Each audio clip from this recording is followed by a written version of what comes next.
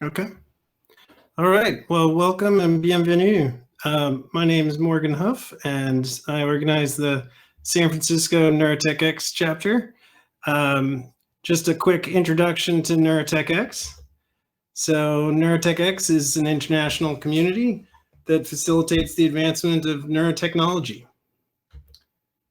Our three pillars are community, education, and innovation. And we have chapters worldwide, and had the pleasure of being in several of those. And you can find our community online.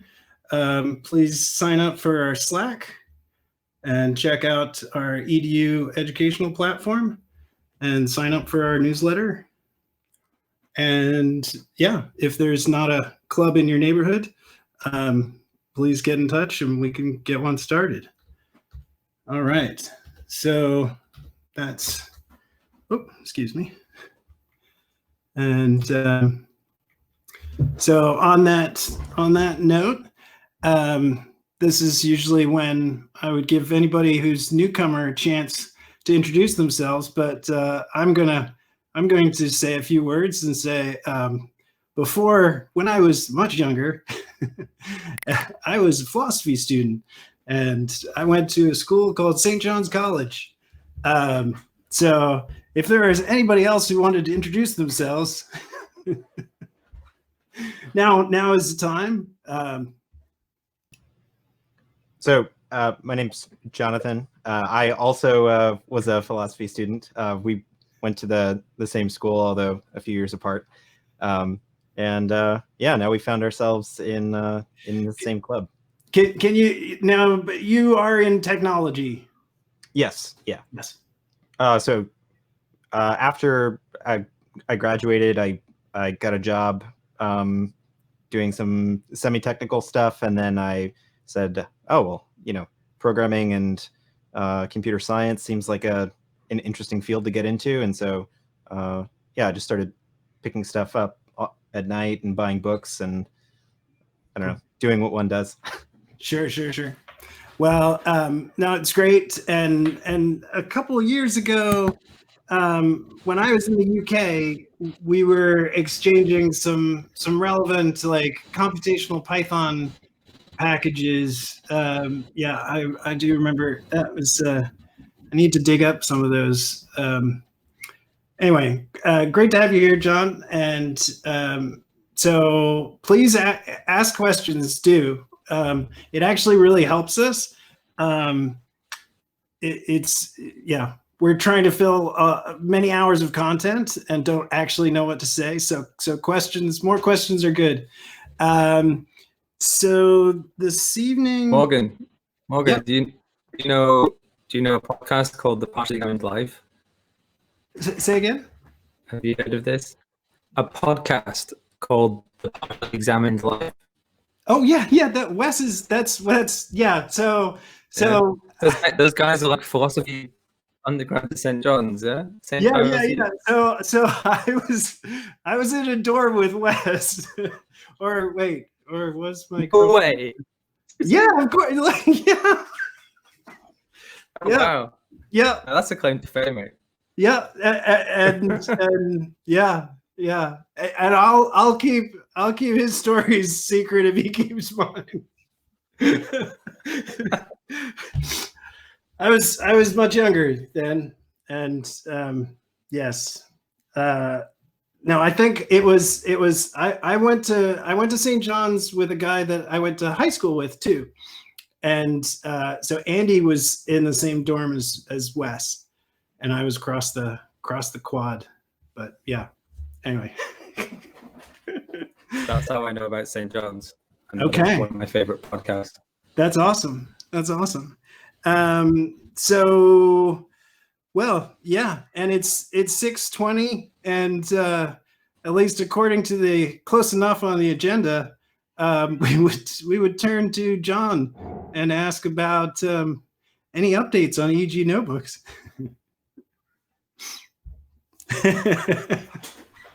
And nothing crazy this weekend. Our call got Well, no, we had a protocol with Joe and Jaden and co about the hi Jaden, about this project with OpenBCI, and we kind of, I would say, moved it forward a bit. So we have a bit of an idea of what we want to do, when we want to do it. We have a Trello board, all these things. Sure, sure. So things are moving forward, but no kind of, substantial kind of new information. We're working on this challenge, which I guess bears repeating just a little bit what it is about. So the idea is that we're still breaking up a little bit, John. Yeah. Yeah. Okay, Jaden, do you want to describe the project, seeing as my audio is a bit rubbish? Thank you. Yeah, so if I remember correctly, as far as we got was just we were going to do some type of paradigm, I believe. Did we select which one?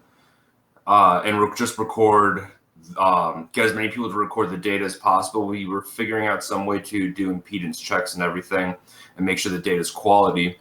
But I believe the idea is that there's going to be the first challenge, or so to speak, was going to be just collecting data. And then I think they wanted to do a secondary challenge later on. That'd be like a machine learning thing on how to best process the data. And was that about as far as we got, John? Can I interject and ask what is this project? Sure. Good question, John. So a couple things. So as you saw, as you might have seen in the meetup agenda, I put a link after John in terms of our GitHub, NeurotechX's GitHub, and then the project's called EEG notebooks, and each of those is, there's multiple experiments that are collected there, and you can record from. Currently, you can record from one of these Muse devices, and which is what everybody's going to be wearing. And I can hear my kids. Okay, if the screaming is all pleasure, and those that's been a kind of demo project that we've used for meetups to introduce people to EEG, right? So it's self-contained. It puts things up on the screen or plays sounds. You collect data, and there's a bit of analysis in there too, and certainly visualization. And what John and Jaden and Joe from OpenBCI and a few other people have been talking about, Richard, is Jaden took a project called BrainFlow that supports multiple OpenBCI boards plus a few additional hardware devices, and brought that into EEG notebooks so we could support more devices. And OpenBCI is interested in doing some sort of large scale, or certainly trying to get a lot of people to collect data at home that we can use for kind of a challenge, kind of a citizen science project, and that's what we're still kind of handling the technical issues in terms of getting that, what experiments are people going to try and run, as well as more particulars about how the data will be shared, and what will happen to that, what form it'll be saved in, etc.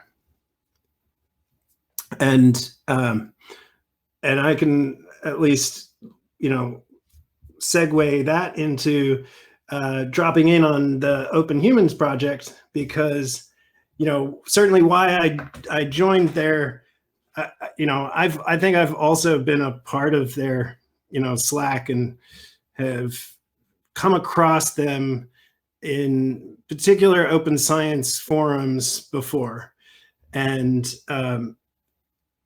certainly what they're trying to do is develop a platform for people to do kind of like quantified self. Does that sound like, is that a buzzword people are familiar with? I mean, you know, certainly like tracking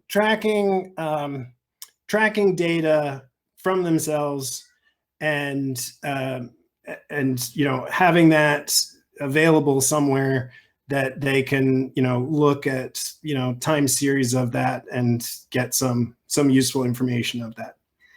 And what I assumed was that they were also talking about some of the kind of privacy issues, some of the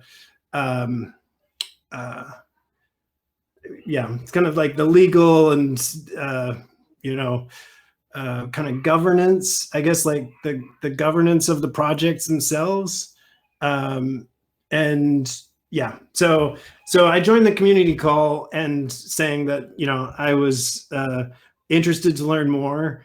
I told them about, you know, what we were interested in doing with EEG, and like, you know, wanted any feedback that they had in terms of, you know, had they been trying to collect biosignal data before?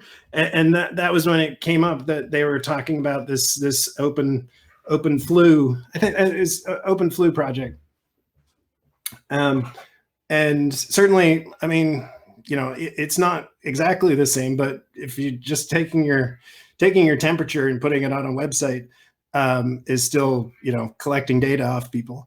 And they did have some of the Aura rings, and they were connected in with some other, you know, like, again, you know, with COVID and things like that, they're connected with a bunch of you know, ongoing projects. So it was great though. I mean, they had a lot of questions. It turns out that I forget what his name was. Give me 1 second. So Bastian Savaris, who's the director of research at Open Humans, and he was familiar with NeurotechX. So it was funny because in talking about it, they were like, "Oh, you know, people have proposed doing the kind of thing you're trying to do, but they've never been able to, you know, build a community or anything like that." And Bastian was the one who jumped in, was like, actually, they've already got a community. So you know what? So he was very interested, and they had discussed trying to do some things themselves before, and didn't feel like they had the expertise. The main thing is that I didn't want to kind of take over their community call about this, but the great thing is that, so as everybody I'm sure knows, but I'll tell Jonathan, we have a meetup Paris time, a Hack Night Paris time that NeurotechX Paris runs. Same time, 6 to 9 p.m. And the good thing, you know, being that that's if you're available during the day, you can catch that too.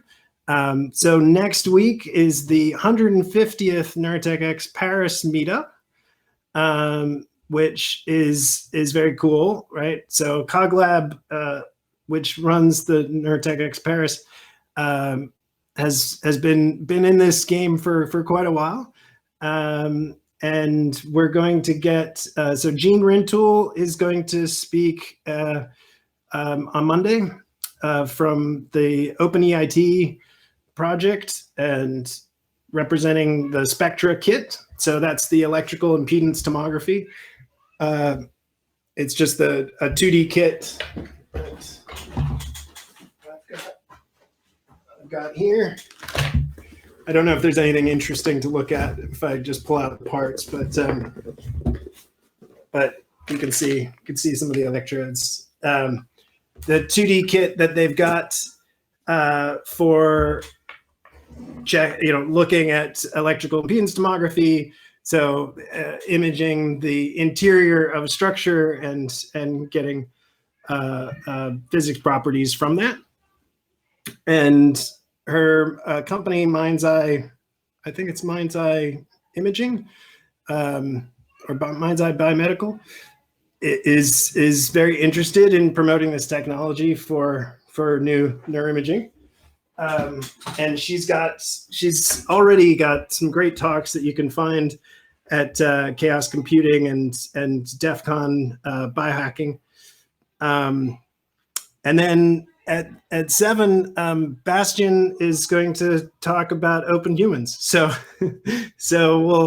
we'll which I think is great, right? So one, I think they are trying to do similar things. They're certainly trying to do medical things, and there's definitely a bit more of a. So, can I ask a question? And is my audio okay for a question, or am I? Yeah, no, please, man. Yeah. Can I ask you a question? So, like, humans, they a community kind of group, or do they have some central technology, integrating data in some way? This is what I'm hoping to learn more about on Monday. Yeah, I mean, I'll find out. I know that I've seen them at a number.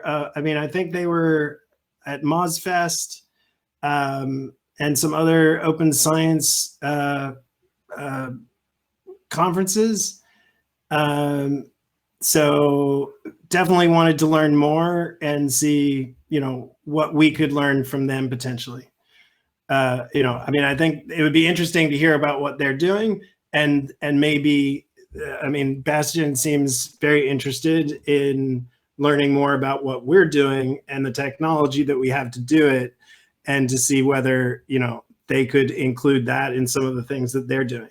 So they definitely had more of a focus on, I mean, like I was saying, like a quantified self community, where it's like you're collecting data on you, right? And to, for self-improvement purposes.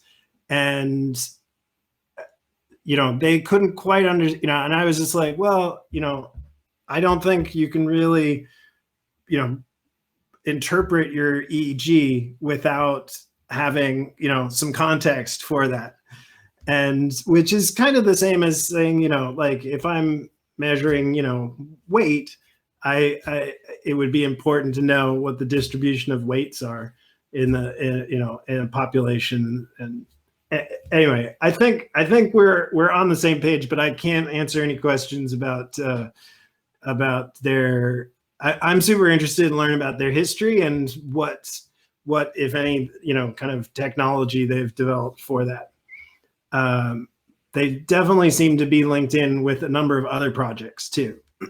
So, but it is separate than the than Yarek's what was it called? Open. It was like the consent stuff that I sent you. Open consent. It just open consent. Yeah. Which was a bit more like running how to run a citizen science neuroimaging project, right? It was, yeah.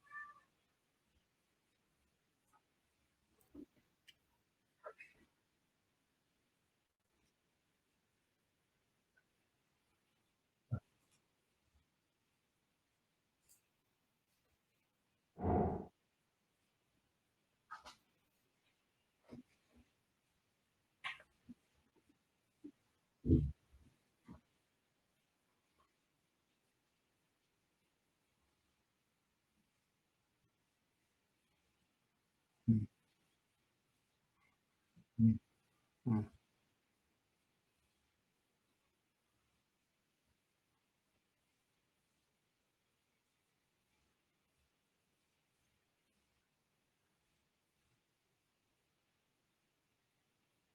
No, no, no.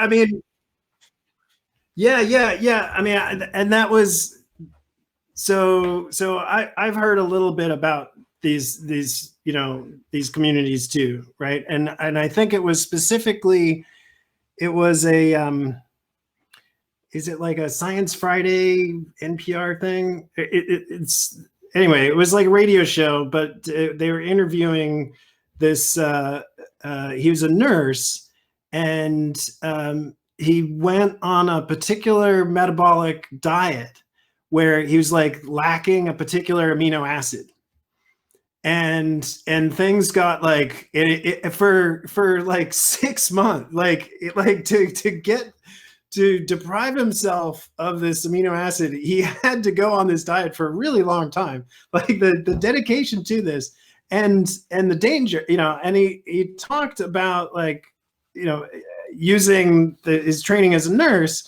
to, try and do this with some safety concerns, because he was like, somehow, I don't think it was like depriving himself of vitamin A, but somehow it was going to end up where he was like affecting his vision because he wasn't able to process vitamin A or something. Like, anyway, but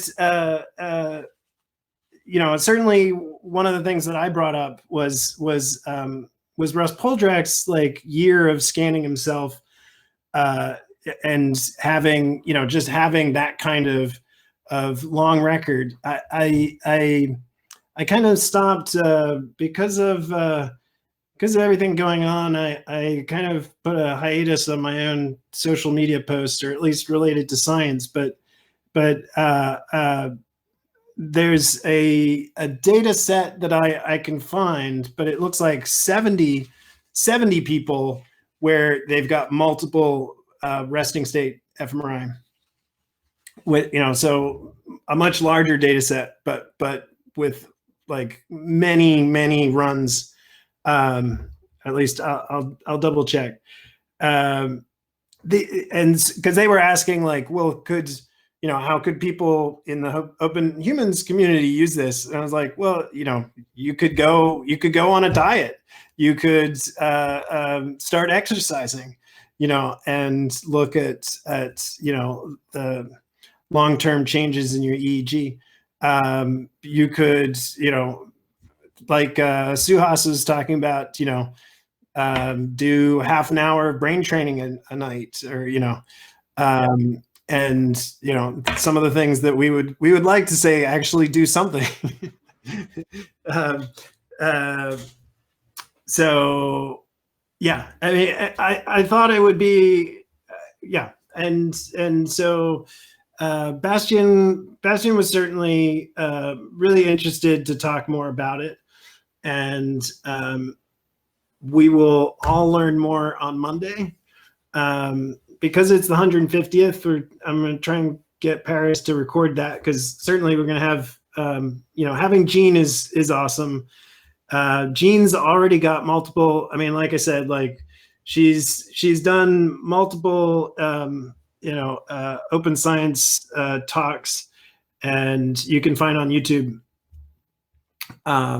as well as you can find her on NeurotechX's YouTube.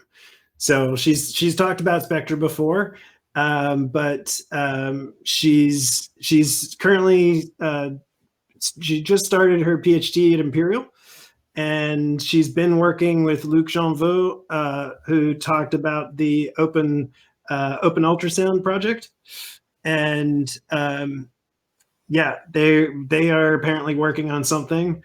I know that her lab I believe her lab is one of these multi-physics imaging labs. So I think they're working on like photoacoustic imaging, and yeah, should be really great. I'm hoping to ask her lots of questions, and as well as like she's at Imperial, where they're also doing that full waveform inversion ultrasound, which is some cool stuff for for whole head ultrasound mapping. And yeah, so look forward to that. And I'm still trying to get one other speaker for Monday, which maybe EEG, maybe NIRS. Great. Well, okay. Hi, Diego. Yeah. So I have a question on the Please. self-testing, if that's all right. God. Okay. Okay, so I'm not sure if this was in one of these groups or one of the BCI Neurobar groups, but I'm one of those people who you can't actually record any EEG signals of. It just doesn't work for Really? me when I worked at when I worked at Muse. It was kind of a running joke that I couldn't test any of the technology I was trying to test when doing hardware, and I'd have to force other people to be even my baseline tests because I were you can't fed get a lot of any heavy EEG. metals as a child, or like nothing? in What happens? Yeah. Does it just like rail the entire? No, the data is just unusable. So I'll do ERP testing, and I just won't even get a strong P300. So yeah.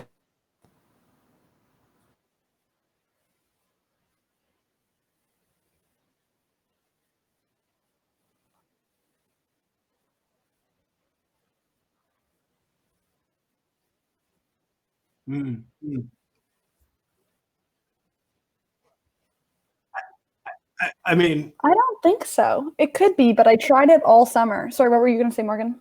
well, I was just gonna say for Jonathan, who's doesn't have experience with EEG, that certainly my experience when running subjects and especially older subjects is, oh, you're gonna put this net on me, you're not gonna see anything, right? Like that's what everybody always says. Yeah, of course it's not true, right? Like it's actually a very strong signal. So I take it that they can see alpha activity, and yeah. Yeah, definitely. You can see general activity. But for example, when we were testing at the Muse S, I would try on the new prototype on my head, and it would kind of produce iffy results. And I would try it out on everyone else, and it would produce perfect results.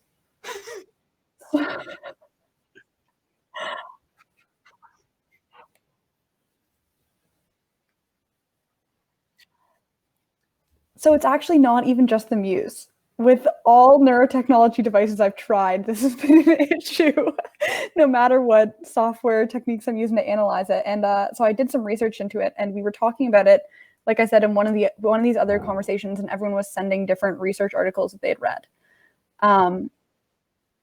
Yeah, so it's called BCI illiteracy, which is great for me trying to be in this field. Yeah.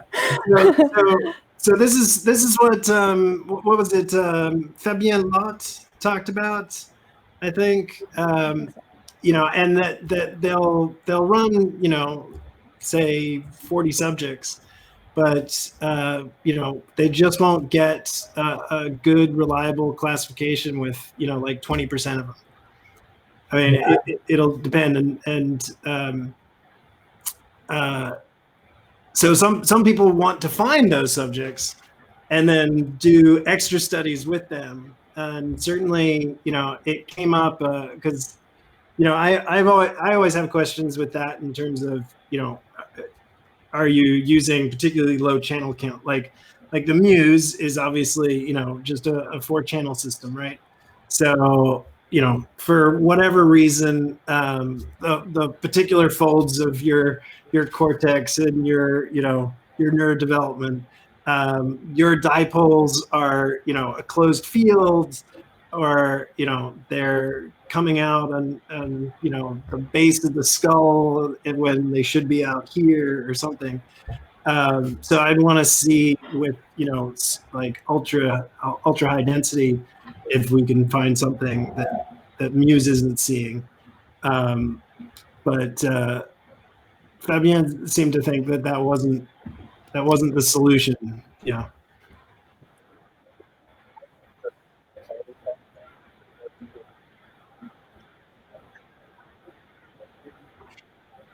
like the Bermuda Triangle. Yeah, I'll still get signal. It'll just be different from what everyone else reads. So I'll go and be comparing across 25 people, and I will be really weird to the point where we'll just delete my data from the set every time because it's just completely unuseful data. Yeah. Yeah. You do know you're setting yourself up with your subjects.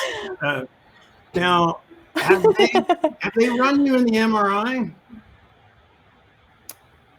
No, No? Okay. they've not. I know Neurable also experienced that. We need to fix that. Yeah, I know. I heard about them a couple of years ago when I was looking into it. I read somewhere that they also had that experience. Like they also said, oh, we have in our testing we found that some people are EEG illiterate, so like some people couldn't play their VR games.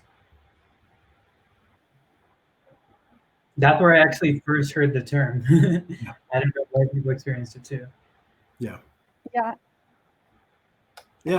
So hopefully we'll get Brandon Allison to speak sometime, or present sometime, and he covers this in some detail because he cares about clinical population, and they're trying to do things like get consent, right?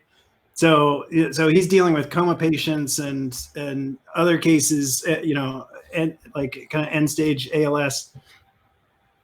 And they have, I mean, they're doing medical procedures. They want to get consent, and they have to treat that problem seriously.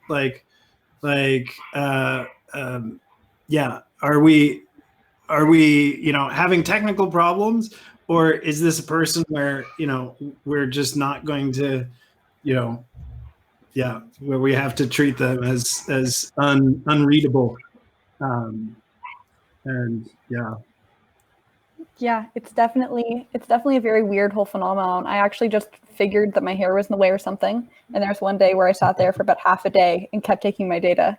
And at one point, Graham Moffat, who was my boss at the time, came over and just looked at me and he was like, "Let me look at your data." And within about 5 minutes, he was like, "You're not allowed to test yourself anymore. This is wasting time." Oh, wait, this is the Muse, right? I mean, so it's just your forehead. Yeah.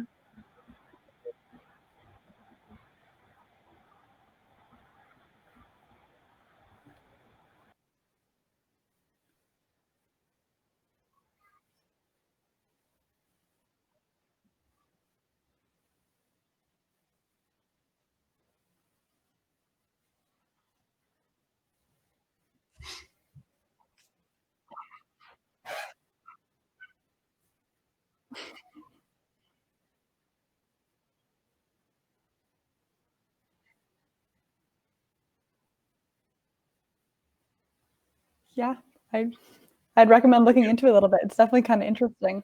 So, And if anyone has advice for kind of at-home tests I can do, I have my nice little Muse right here. So if anyone has ways for me to skirt around this whole issue, I would love to make some algorithms up here. well, John's comments are not everyone has alpha, which I would love more to say more about, but maybe you have a very spherical brain. but we will find out by getting you that MRI scan. So just wanted to give Mayank a chance to wanted to say congratulations to Mayank, who as our youngest member is now also. You want to tell him about your position? Yeah, I'm interning at Eden Technologies. So this is the Michael. I forget his last name. Mike. He's joined us before, but they're working on various things, including dry electrodes. Yeah. So they're a Swiss-based company. I want to say Zurich. No. Yeah. Zurich. Yeah, and they have. I know. I mean, when he joined us, I think super early on when we started this year, they're talking about replacement dry electrodes that are open BCI compatible. But so just want to say congratulations. That's awesome. And yeah. Okay. Anybody else have anything they want, just little things that we can bring up before the top of the hour? I have a sort of elementary question, right? So full disclosure, right? I'm here because I don't know anything about neurology, neurotechnology, and I want to learn more. So I guess y'all have been talking a lot about EEGs, and I have a like a 20,000-foot understanding of what an EEG might be, but yeah, I'd rather hear what y'all have to say about it. What is an EEG? How does it work? What does it look for? What questions do you ask with it? Yeah, great questions. Again, super glad you joined. we need more people like Jonathan asking questions. Yeah, Dave agrees. So EEG, to just quick answer, but we will definitely point you to other resources for this. But these are surface electrodes that are able to detect the electrical activity of the brain, right? And I'm gonna keep it like semi vague like that because in some ways, we like to make these models that have kind of more detail to them, but it's very hard for us to know and very hard for us to tease apart what's going on cellularly. We talk about these dipoles that are made from the simultaneous action of the pyramidal cells in a particular layer of cortex in particular regions of cortex. And then those are connected to other cell types, and people will do, neurologists will typically just look at these continuous recordings and try and see if there's something anomalous that they see, right? And then neuroscientists will try to, put up pictures or give you tones or put you into some sort of experience, sensory or cognitive experience, and then they'll be also collecting these scalp recordings, and and then there's a variety of different, depending on the questions being asked, there's different kind of analysis pipelines, but yeah, so that's the kind of simple overview. I'd love others to chime in.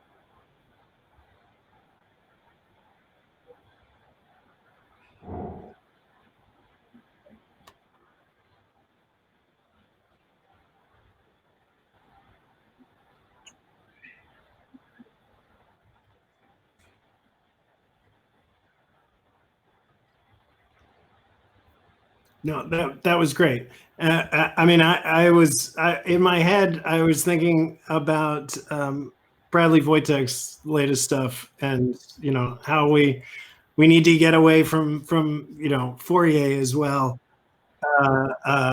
and yeah, but no, that's I mean, it's a difficult signal to interpret, and seizures and sleep are kind of like the bread and butter of clinical EEG. And, one's, sometimes referred to as a brain attack, right? And then, the other kinds of anomalies, again, are very, are quite distinct. And those are the only kind of clinical services that you can charge for EEG, or at least you can get insurance reimbursement in the States. So the way that neuroscientists use it has a lot of history going back to the 50s, 60s. In terms of what's called ERP analysis, but it's really interesting. I mean, we try to talk about people putting electrodes into the brain too, and that's where this technology is really changing right now. I mean, even though neurosurgery itself is also pretty old, but deep brain stimulation with Parkinson's and now is being applied in multiple other disorders. Somewhat trial and error, honestly, but and that's even though he's targeting motor control. I mean, Neuralink is targeting motor control. It's like the companies that are making this space exciting are trying to do new things, and certainly trying to do interpretation from some very interesting technologies that relates to something else that I was hoping we could maybe have time to talk about. So this week was the Brain Initiative Investigators meeting in online, which would normally be kind of like Bethesda, and DC area, and the Brain Initiative was like trying to certainly the project goals were like, can we do collect electrical activity from all the cells in a brain, or so there's some really interesting things in terms of like neuroanalysis and interpretation that come from these investigative or these Brain Initiative projects that relate to collecting like whole brain multimodal rat and mouse data, as well as some really interesting stuff from John George. So Los Alamos is recording from frogs, which we could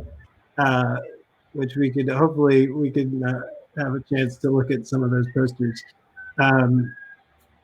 Anyway, because of course we stick to our agenda in this meetup, I want to switch over to Michael Trujillo. Am I pronouncing that right, Michael? Trujillo. Trujillo. Yeah. Trujillo. Trujillo. Sorry. That's Sorry.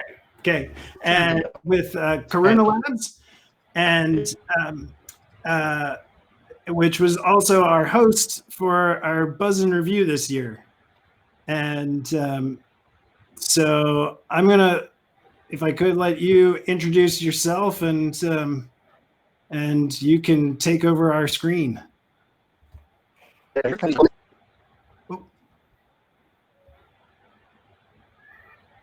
All right, that's better. Okay. I can hear you good. Yeah, good. Yeah, so yeah, I'm with Karuna Labs. I'm the vice president of clinical affairs at Karuna. And I have a bit of introduction in the PowerPoint slides, but if you'd like, I could continue or just get right into it. Either works for me. Yeah, please. Yeah. Okay, so I'll go ahead and share my screen. Sure. Get into it. Can you all see this? I can. Yeah. All right, great. Yeah, so thanks again for giving me some time to talk about what we do at Karuna Labs. So at Karuna Labs, we create digital therapeutics for addressing various symptoms of chronic pain, and we use technology-enabled processes and tools to provide alternatives to the typical way to treat chronic pain, which is typically surgeries, pharmaceuticals like opioids, intensive physical therapy that doesn't always do the trick. So it's a team effort, of course, at Karuna Labs. We're an early stage startup company. Some of you may know Lincoln. I think he's participated in this group a few times. I know Morgan does know Lincoln quite well. This is me. As I said, I'm the VP of Clinical Affairs. I have a background in actually electrophysiology, so I've been enjoying the conversation up till this point. Although I come from a little bit different side of the electrophysiology spectrum. I'm a classically trained electrophysiologist, starting out with things like patch clamp and sharp electrodes in mouse models of various diseases. My dissertation work at UC Riverside was on a mouse model of age-related hearing loss, where I did multi-electrode array recordings in the auditory cortex. After my PhD, I worked in a field of micro or multi-electrode arrays, which are very analogous to EEGs, but they're a grid of electrodes, up to 64 electrodes on a dish, where you culture cells onto them and then can record the electrical potential around those cells. It's used quite widely in the field of safety pharmacology and toxicology, where people will culture stem cell derived neurons onto the electrode grid and then apply various compounds to those stem cell derived neurons to see if they can change the activity of those neurons in some way. And so at Karuna, we use virtual reality as a digital therapeutic for treating chronic pain, and there's a variety of reasons why we use virtual reality. The first, I guess, the highest order reason that we're using virtual reality is because the virtual reality tools that are available right now for mass market consumption are actually very accurate motion trackers. So if somebody's not doing a ballistic movement like pitching a baseball or trying to sprint, it has sub-millimeter precision of the hand controllers that you use to interact with your environment, as well as the position, orientation, and various movements you do with your head. And what we do is we use the ability to analyze the movement of people moving while they're using the virtual reality hardware to deliver functional rehabilitation for people with chronic pain. So in one sense, you could say that Karuna is a virtual reality company, but in another sense, this is just where we're getting started, because that's where the technology enables us to deliver these unique types of therapies for people with chronic pain. The second reason we use VR is because you can do various types of visual manipulations. So we design these exercise modules around a concept known as virtual embodiment, where you embody your virtual avatar within virtual reality, kind of like a first-person perspective of the movement that your avatar produces in response to your real-world movements. And because you embody it, or you have this sense that the movements of your virtual avatar are your own, we could do some very unique type of manipulations. So people with chronic pain often have very limited range of motion, but what we can do is we can show their virtual avatar moving in a way that is not a one-to-one mapping to how they move in the real world. And in doing that, we can provide different types of visual feedback to the patient as part of the rehabilitation program, so that they can overcome some of the symptoms of pain. We use various approaches that are tried and true. We pride ourselves in being an evidence-based company that provides the therapies that are guided by the gold standards that are used for treating chronic pain, such as, I'm sure a lot of you are familiar with, CBT, or cognitive behavioral therapy. We use an evidence-based physical therapy model known as graded motor imagery, where we gradually introduce the patients back into moving more normally and more appropriate for their various kinds of symptoms for chronic pain. We borrow a lot of concepts from predictive coding in the cognitive neuroscience realm, where we try to disrupt the normal association that patients have between their chronic pain and their movement. And then we have very, very detailed analytics. So we capture data at a high frame rate, and then we do feature extraction on every single movement a patient does within our functional rehabilitation programs, so that we can track their progress over time, and also know exactly what exercises they're doing, for how long they're doing them, and then how well they're doing on that data. So I wanted to kind of set the stage here. A little bit later, I'm going to go over some of the evidence that we have that our packages do have the ability to treat chronic pain. But I want to take a step back to set the stage and just kind of go over the basics of pain itself. So pain is very subjective and contextual, and there's also a very, very wide people have very different pain tolerance thresholds. So you see this guy about to step on this glass here on the beach, this broken glass, and I'm sure in some of you that elicits some kind of reaction where you can predict what that pain is going to feel like, because of the subjective and contextual nature of it. So pain perception, or pain sensation, the ability to process pain, is actually quite a complex circuitry that involves peripheral neurons that synapse in the central nervous system in the spinal cord, and then there's multisynaptic connections that occur all throughout the central nervous system that are responsible for processing the perception of pain. And as I said, pain is subjective and contextual, and people actually perceive pain different ways in different contexts. So on the figures on the right, there was a very, very nice article done by Hurd et al., where they conditioned subjects who were not chronic pain subjects, but just typical subjects you would get in a laboratory at a university. They conditioned them to learn the intensity of a shock to their hand, and to rate that intensity on a numerical scale from 0 to 10. And they said, so here's a 0, here's what a 5 feels like, and here's what a 10 feels like. And they conditioned them to learn what the pain intensities were. And then they did a follow-up experiment on that, where they gave them a cue. And the cue was priming them on the intensity of pain that they were about to receive. So they say that we set this expectation. For example, I'm going to give you a shock that has a pain level of 3, and then I want you to respond back to me how intense you thought the pain was. And what's interesting about this is that if the priming or the experimenters letting the patients know in advance, here's what to expect for the pain intensity.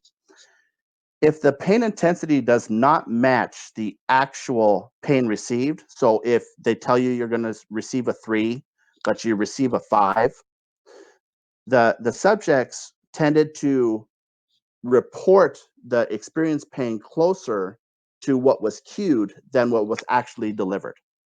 So what this suggests is that people are highly suggestible to the experience of pain or the perceptual processing of the pain. So it's plastic. You can move it. And I usually give the example of fighters like a boxer or an MMA fighter, where they can endure this seemingly unimaginable pain. Like, for example, if a boxer breaks his nose in the first round, you could see that boxer often go 11 more rounds in the fight. So for 30 more minutes, he's fighting and getting punched in a broken nose, but can somehow endure that because the perception of pain or the pain experience is so subjective and contextual that you can modulate it. Chronic pain is a little bit different, though, than just typical acute pain processing. With chronic pain, the patients with chronic pain typically experience a pain in a certain region of their body for 3 months to up to decades after an initial injury. And what happens with that in chronic pain is there's some maladaptive neuroplasticity that happens, where the nervous system is sort of primed in a similar way that the previous experiment showed, to constantly attenuate towards the expectation of pain. So they're constantly thinking, well, if I have unilateral chronic shoulder pain on my right side, if I move my arm, I'm going to experience pain. And that constant attention towards the pain shifts the pain thresholds, so that pain that was normally not perceived as painful is. So it's a stimulus that shouldn't be perceived as particularly painful is experienced as painful. In addition to that, they're constantly attenuating towards the pain. And as some of you may know, that with the neuroscience of attention, that attention can drive the plasticity, so that they have this constant anticipation of the pain, so that when the pain does occur, it's the perception of that is amplified. And there's a lot of ways to think about the neuroplasticity in chronic pain. From the very basic of Hebbian plasticity, with the old phrase, cells that fire together wire together, so that two neurons, presynaptic and postsynaptic, if they're active in response to a certain stimuli repeatedly, the strength between that synapse becomes stronger, so that the probability that a presynaptic signal would induce a response in the postsynaptic cell becomes larger. And it's been demonstrated time and time again with assays like long-term potentiation or long-term depression, where you can change the strength of a synapse in vitro by simply delivering a different kind of stimulus to the presynaptic cell. What's not so often talked about in terms of neuroplasticity is actually homeostatic plasticity. And homeostatic plasticity, instead of a purely excitatory system like Hebbian plasticity, where one cell has to activate a postsynaptic cell, homeostatic plasticity is more along the lines of the balance between excitation and inhibition. And that there's some higher order brain centers that are involved in this type of processing and pain. And since there's the very, very strong attentional component to that, constantly attending towards that pain has the effect of increasing the activity of the centers within the brain that are responsible for processing that pain.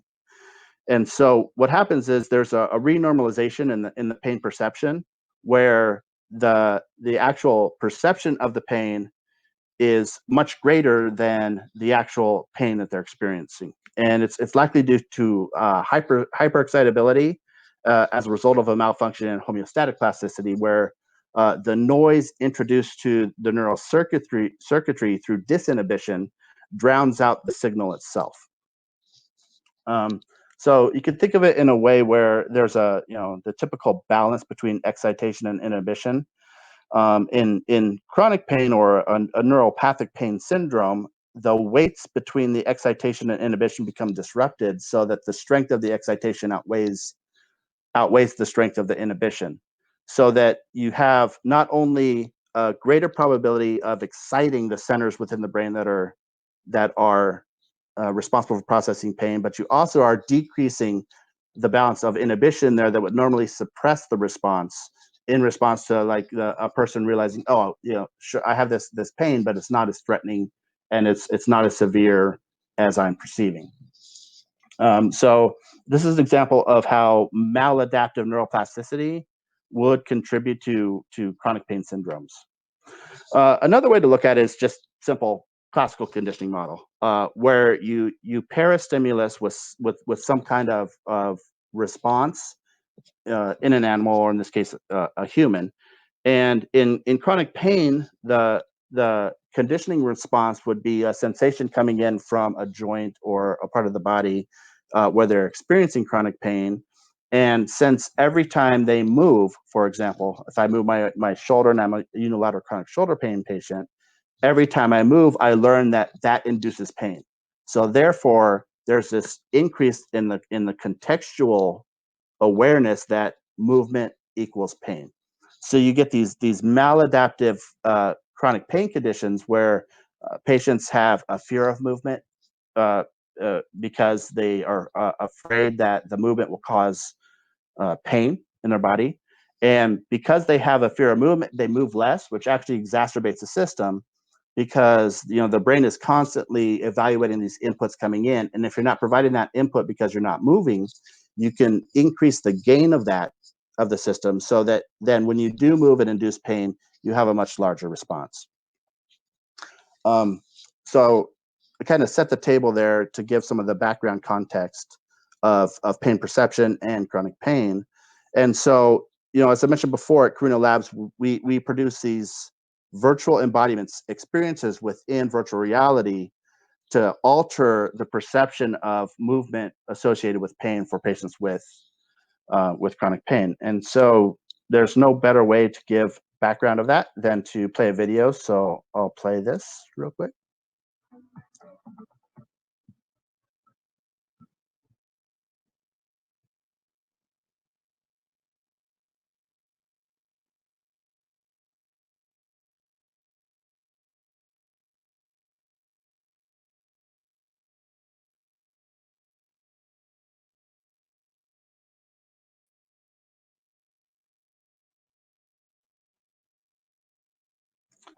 Okay, so that's just an example of what. Are we all still here? Okay, cool. So that's an example of what the tools would look like. So as I mentioned before, one of the reasons that we use virtual reality to deliver these things is because of the technology that they afford. It's not that we're kind of hooked on virtual reality as the tool itself, but we rather use the manipulations we can provide within virtual reality to deliver those. Although I'm a big believer in virtual reality, I hope you have all had the opportunity to experience it because it's pretty awesome. So one of the ways that virtual embodiment can help treat patients with chronic pain is a disruption of prior beliefs or expectations. So over time, patients with chronic pain will develop this association between movement and pain, that if I move, I'm going to experience pain, therefore I'm not going to move. In virtual reality, we can provide visual manipulations that will provide a different context of their movement so that the perception of their movement overrides that association between the movement and pain. And one of the ways that we do that is with mirror visual feedback. Mirror visual feedback is similar to Ramachandran's mirror box therapy that he used on amputees. So with amputees, they tend to have this syndrome called phantom limb syndrome, where if a limb is amputated, for example, let's say it's the right hand is amputated, the the circuits within the brain that have responded to the inputs of that hand and provided outputs through motor behaviors of that hand still exist within the brain. However, since the hand is gone, they're no longer receiving the inputs from that hand, and they're no longer able to control the outputs. So they have this perception of phantom limb pain, which is often perceived as a pain or an itch or sensation that my hand is cramped, but I can't alleviate it because I can't move my hand. And so what Ramachandra did in the 90s is he devised this system where amputees can put their existing hand in a box, and there's a mirror in that box that will display it to the side that's been amputated. And when patients move their existing hand, but they see it on the same side as their amputated hand, they have some relief of the phantom limb syndrome. In virtual reality, we can take that to the next level because you're embodying a virtual avatar in the virtual space. So, for example, we can apply that mirroring to the entire limb. On the upper two quadrants of this figure, it shows what would be like a one-to-one mapping of a person's movements in the real world to their movements in the virtual world, where if I move my right arm, I see the virtual arm of my avatar in virtual reality move. We can flip that around too, though, where we can show the movement occurring in the opposite side. So if a patient moves their right arm, in virtual reality, they would see their left arm moving. And because of that, we can, provide this visual feedback where they have a perception that their injured arm or the arm they're experiencing chronic pain in is performing the activities, but then they're not experiencing the pain that they've learned to associate with that movement. And this works on a model of predictive coding, and predictive coding is kind of the brain's way of making sense of the world based on prior experiences. So in order to save some energy, the brain will sort of predict what the sensation is or what the perception is or what the outcome of some kind of behavior is. And if the outcome of that behavior does not match the sensation or the sensory representation or the perceptual representation of that activity, then there's this updating of that circuitry so that it can adapt to match what the expected outcome would be. And this is one way that we use in virtual embodiment training to overcome some of the limitations of movement. There's another thing that we can do, which is amplification of movement, where if a patient has very limited range of motion, we can show their virtual avatar having much greater range of motion. So they have the perception that they can move further than they thought they could. And again, that movement is not associated with the pain. So there's at least in theory, this remapping of the association between the movement and the sensory input. And just kind of anecdotally, we're trying to quantify this right now, but anecdotally, we've seen patients increase their range of motion without even realizing they're doing it, because it's such a different environment within virtual reality. Virtual reality also chronic pain also has a very, very strong attentional component. So with, patients are constantly attending towards their pain because it's an unpleasant thing that, is a daily part of their life. So there's this hyper response to it. And what Professor Zhao at Toronto showed, at least in mouse models of chronic pain, is that there's some synaptic changes that occur in the anterior cingulate cortex, which is thought to be an area of some kind of attentional modulation, and the increased synaptic activity within the anterior cingulate cortex is what's thought to increase the response to the higher order areas that are processing this pain for interpretation. So you can imagine if a patient is performing exercises in a non-affected limb, but in virtual reality they see their affected limb moving, it's so different than what they are used to experiencing in their own body that it's shifting this attentional component away from the chronic pain so that they can overcome the limitations that they have with movement and pain. And so we performed one mechanistic study on visual mirror feedback in virtual reality. And what we were hoping to find was in a single trial of multiple planes of movement, flexion, scaption, and abduction, in unilateral chronic shoulder pain patients, what we were hoping to see is if they move the injured side or the side they experience chronic pain on, but see their non-affected side moving, that they would increase the range of motion of their injured side. But we did not see that. Surprisingly and unexpectedly, what we did see, though, is if they're moving their non-affected side or the side where they're not experiencing pain, but in virtual reality, they see their injured side moving, they actually decrease how much they move, even though the limb that's moving in the real world is non-affected and has full range of motion. And what was really interesting about that is they actually moved it to about the same range of motion for scaption and flexion that they've learned is safe of their injured arm. So, if they learn that 140 degrees from center is safe, despite having full range of motion beyond 180 degrees of their good side, they reduced it to 140 degrees of their good side if they perceive it's their injured side that's moving. And so what this suggests is that that number one, that virtual embodiment does affect the perception of behaviors. So the people actually perceived it was their injured side moving. And then number two is we can use that information, or we can use that embodiment to provide therapies to help patients overcome it. And so what we're engaged in now, sort of, we had to stop because of COVID, because we can't see patients in the clinic anymore, at least temporarily.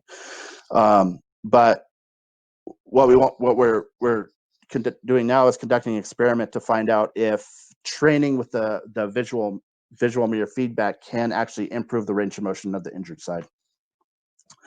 In addition to that, we've done, as I mentioned earlier, we pride ourselves on being evidence-based. So we do a lot of studies. We have a lot of studies going on throughout North America. But in a feasibility study, we wanted to see if 8 sessions of virtual embodiment training were effective at alleviating the pain for people in chronic pain and improving function.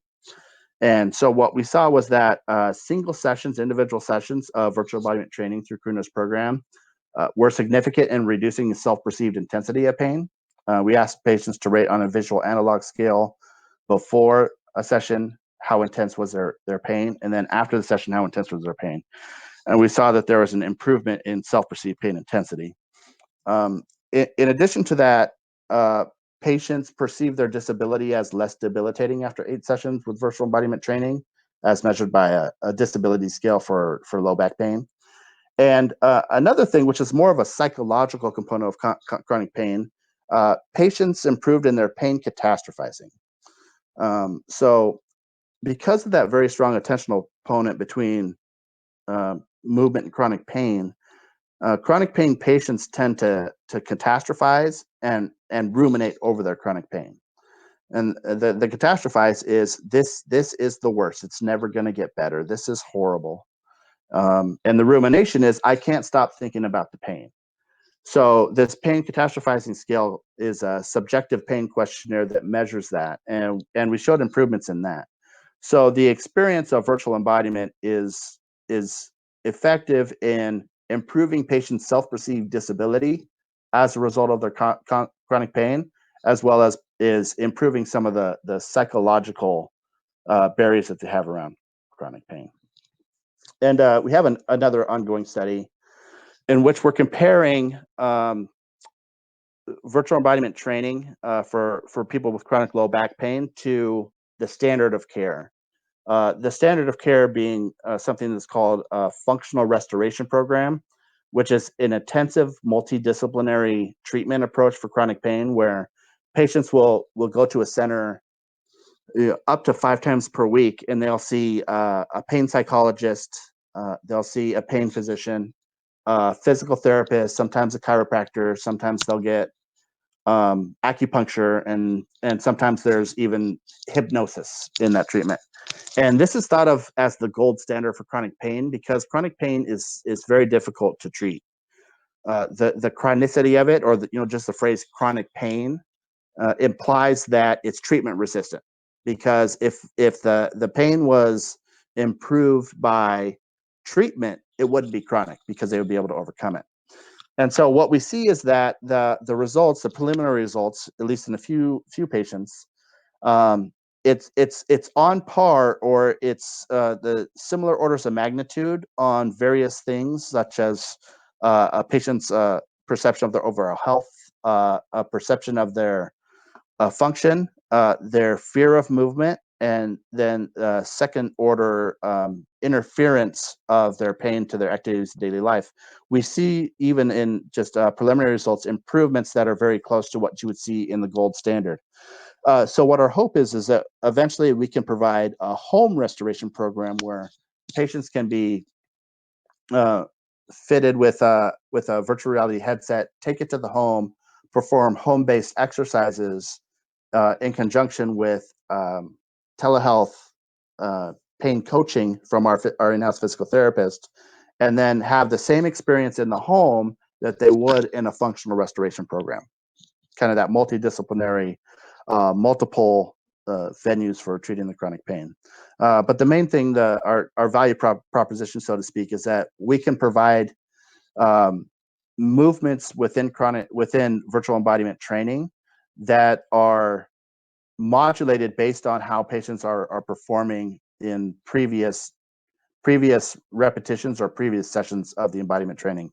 So we can promote that neuroplasticity by constantly having them reach beyond what their self-perceived limitations are.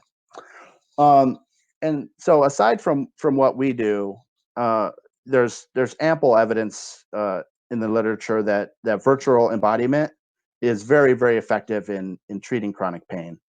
But it actually tends to be specific to the type of chronic pain patients have.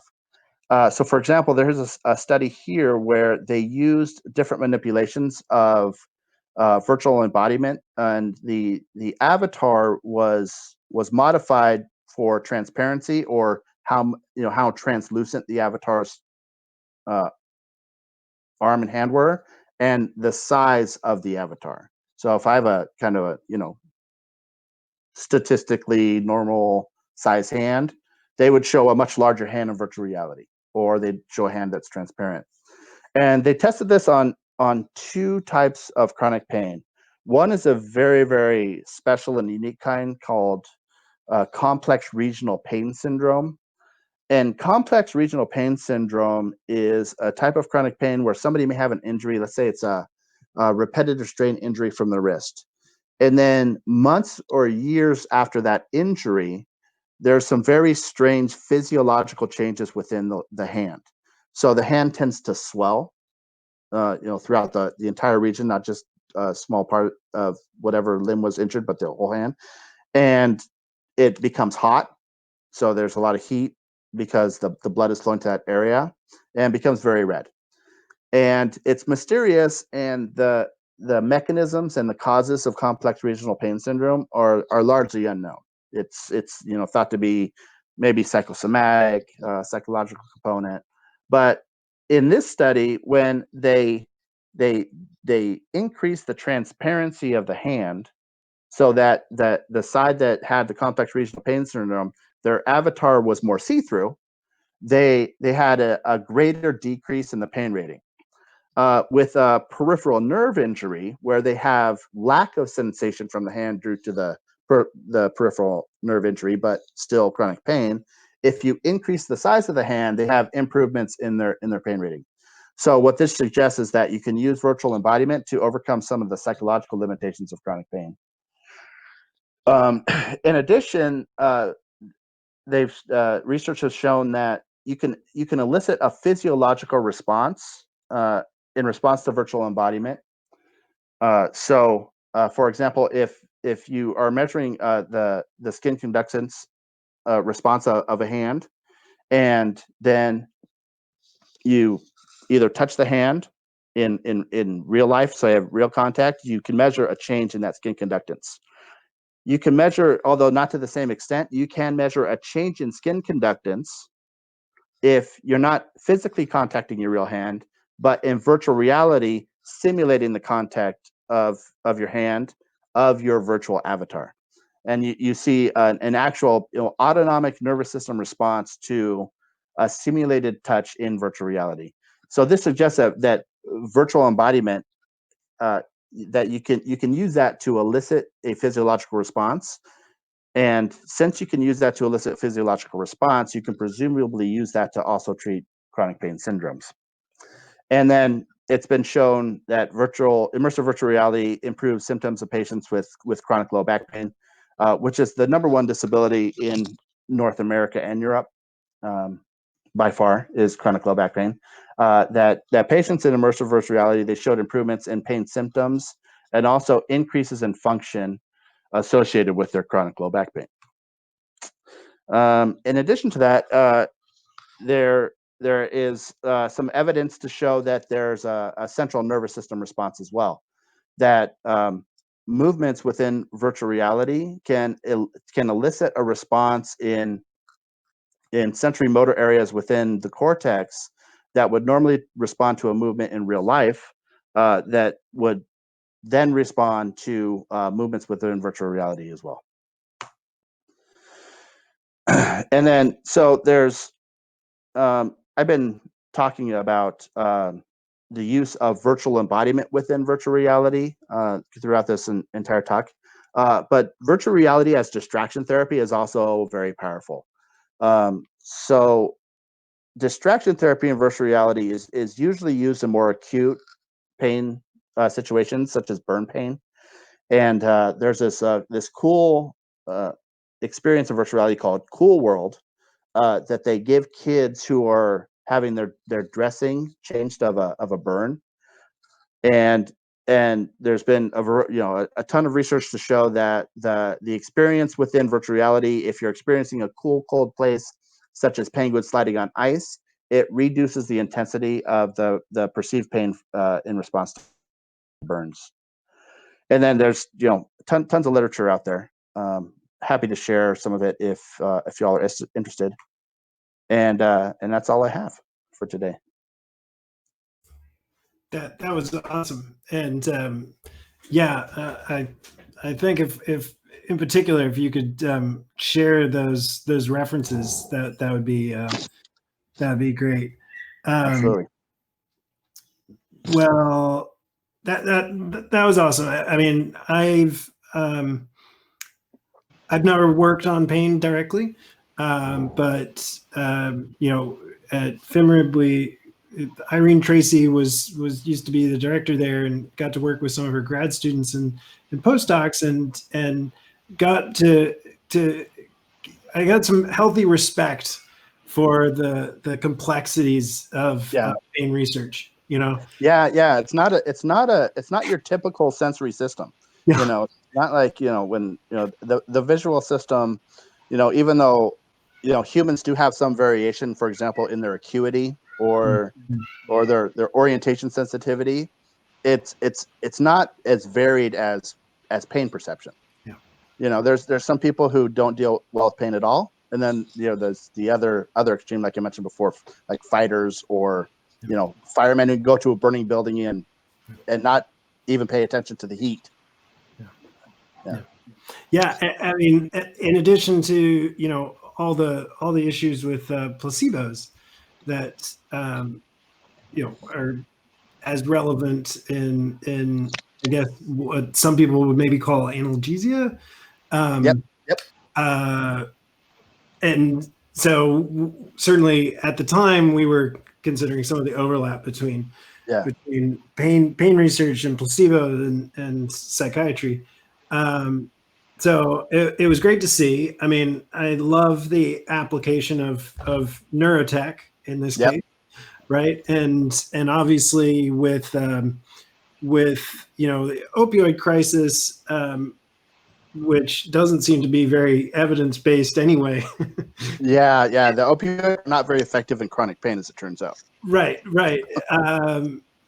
This is great, right? And certainly, so I mean, totally want to let other people ask questions, but what I loved, or certainly the image that I got in my mind when Lincoln was first talking about this, was I've got this Scientific American, and I want to say it's from like the 1950s or 60s, but it's the guy that he put these prisms on his basically on some glasses, and so it reversed the world, and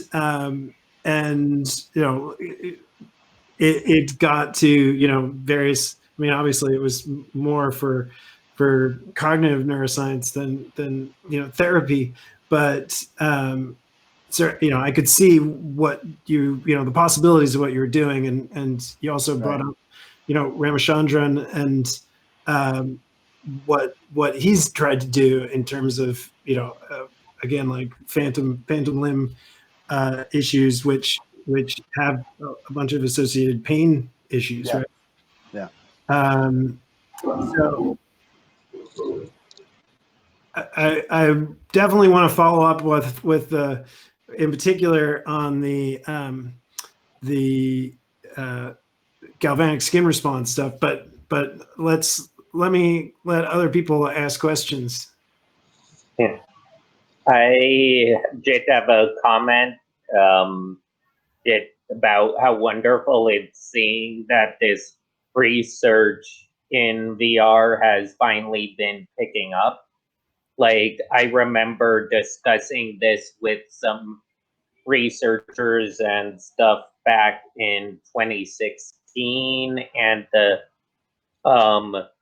theories we had back then and how much has been shown to be true on a much larger scale, because back then the amount of studies was extremely low, and the number of people who had actually been in those research experiments was typically less than a dozen. So we could not actually accurately grasp what was truly a correct response, or whether there might be some other situation happening because of how they aren't able to perceive things the same in VR, Right. and if it would truly just a placebo, or if their actual senses were being not really overridden, but your senses were augmented in a way where a virtual embodiment avatar could overall get an aspect of your senses attached to it. I remember seeing this be discussed a couple of years ago in LA for phantom limb training, for like the mirror box experiment, but in VR, as well as trying to cure lazy eye syndrome, which that research has come a long way. But chronic pain's definitely something I hadn't seen enough research in the past couple of years to say that it worked well, but from what you've shown, it works quite well. And the other aspects, like the galvanic skin response and the perception of things like scale and transparency, are really interesting to see. As like someone who spends a lot of time in VR, my VR headset's actually sitting on behind me.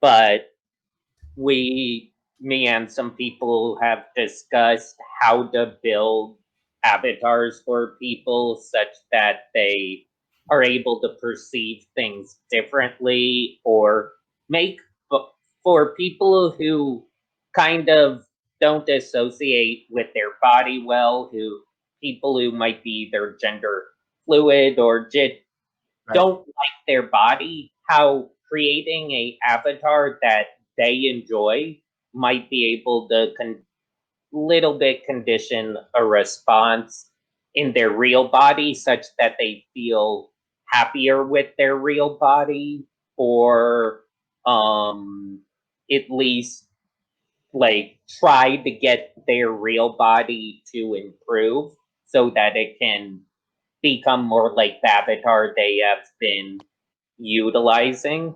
Right. But have you guys figured out any issues with the problem of inverse kinematics in VR avatars? Since like Yeah. that's a big thing me and a number of people have discussed, because you often can move your hand in a way, Yeah. and your whole arm will move in VR, even if it isn't in real Right. life. Yeah. And there can be a pretty weird disassociation. Also, when you can reach through objects, Right. or when you do this, but your fingers pass through each other. Yeah, have you guys researched at all what happens when people perceive something in real life and in with a virtual avatar, where the avatar might not be moving in a way that's physically possible for a real person to do, and might cause negative feedback, or lower the accuracy of the training you're trying to do? Yeah, we haven't done any experiments on what you asked, where there's a misrepresentation of an avatar's movement to your own. The augmentation exercises we have are very subtle, so it'd be like, for example, if somebody's doing a shoulder flexion up to 140 degrees, the avatar may be up to 150 degrees, so they're subtle, and they have to be within that certain range where it's believable. So Yeah. if you're reaching 140, but the avatar is going full up to beyond 180, it's like you're not going to have the full embodiment there. But to answer your question about the inverse kinematics, it's something that we've put a lot of effort into, and then we've validated on the backside. So we haven't done any experiments on perception of that, but we did a kinematic comparison where we use a kinematic analysis system to measure joint angles, and then compared those to the joint angles that we're measuring with the virtual reality tools. And at least for the exercises that we're doing, which is nothing really, complex types of movements. They're very simple things like, a reach and grasp of a flower, or holding a paintbrush and doing a paint by number. So they're very slow, kind of regimented movements. And so comparing the 3D kinematic analysis of joint angles using biomechanics tools, we find a very, very good correlation between the angles that the gold standard are reporting and the angles that we're estimating based on the inverse kinematics. But the one thing that has been difficult though is this is all very easy for the upper body, because you have the coordinates for your head mount display, and you have the handles that you're holding with your arms, or Yeah. with your hands. Yeah. So what is difficult then is modeling the lower extremities, because you have to add additional sensors to that. And at least right now, as of June 4th, 2020, the sensors they have for those are not that good. They're kind of big and bulky. You almost have to strap an entire controller onto somebody's foot. Yeah. Yeah, the Vive pucks are really, really annoying. Yes. Yep. I know exactly what you're going through. Like, I've been talking with some companies I know that make full motion capture bodysuits. Yeah. Because I really think that's a good way to move forward. And the cost of those is dropping very quickly. Like a couple of years ago, the best set I could find was like $20,000.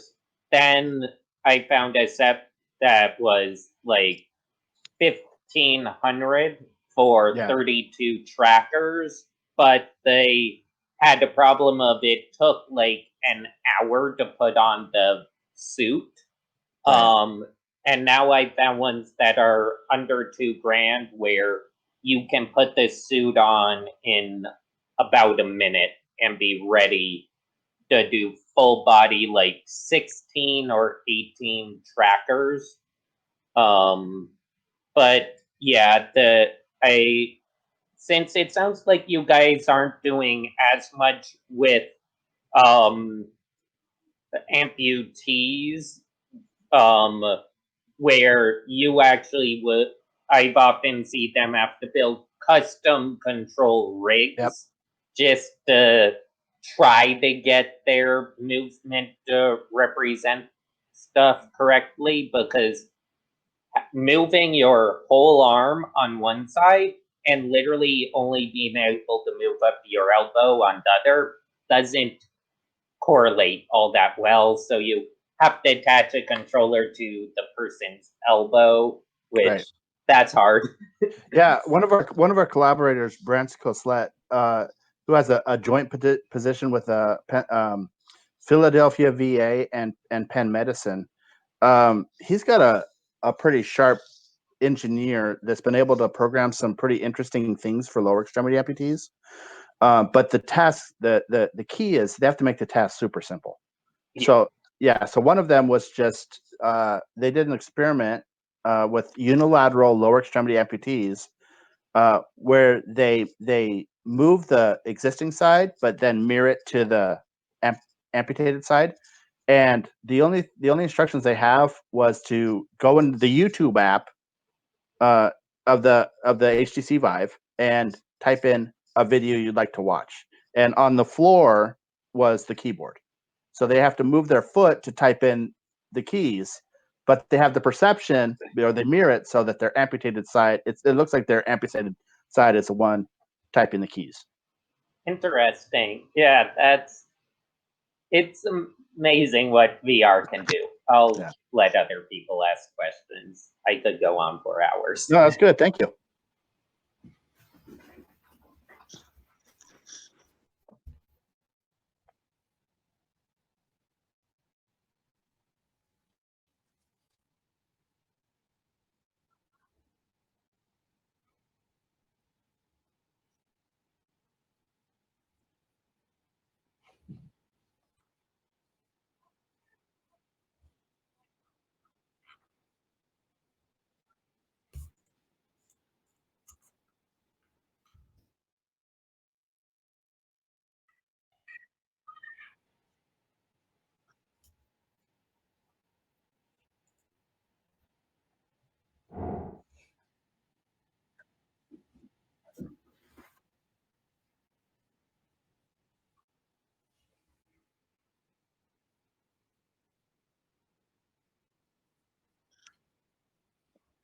Okay, so it seems like kind of a two-part question. The first is what kind of indications match best, and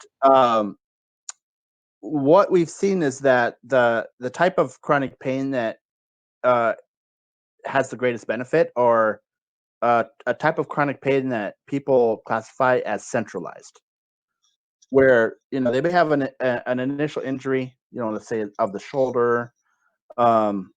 What's very common with the shoulder is a rotator cuff injury that you have repaired, and then after having the rotator cuff injury repaired, have chronic pain in that shoulder for years or decades. So that type of pain is thought to have more of a central mechanism to it, where it's not the necessarily the peripheral pain receptors on the skin or within the joint that are active. It's that the central nervous system is more responsive to lighter stimulation of that joint. And so that seems to be the one that we can move the needle the most. And I think it's because of the central component of it. So if you recontextualize it, even in individual, single sessions, if you recontextualize it so that the way that the central nervous system is processing the movement, then even individual sessions, you're already starting to re-normalize the circuitry. And then as far as how much we're able to get people, let's say, back to normal, we're not that far along yet to be able to answer that question.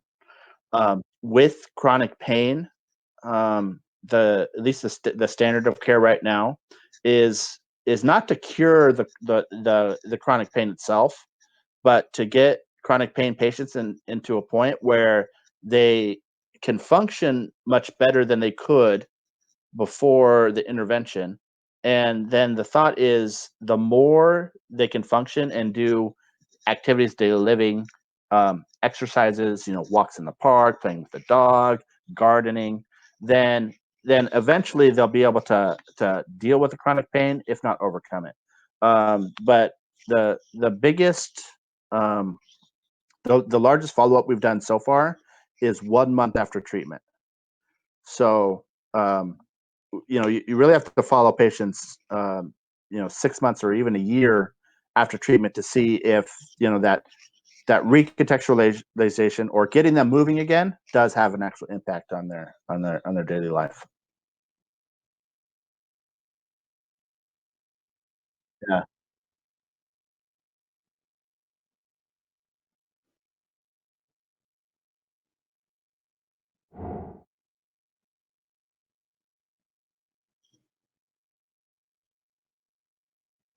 Right.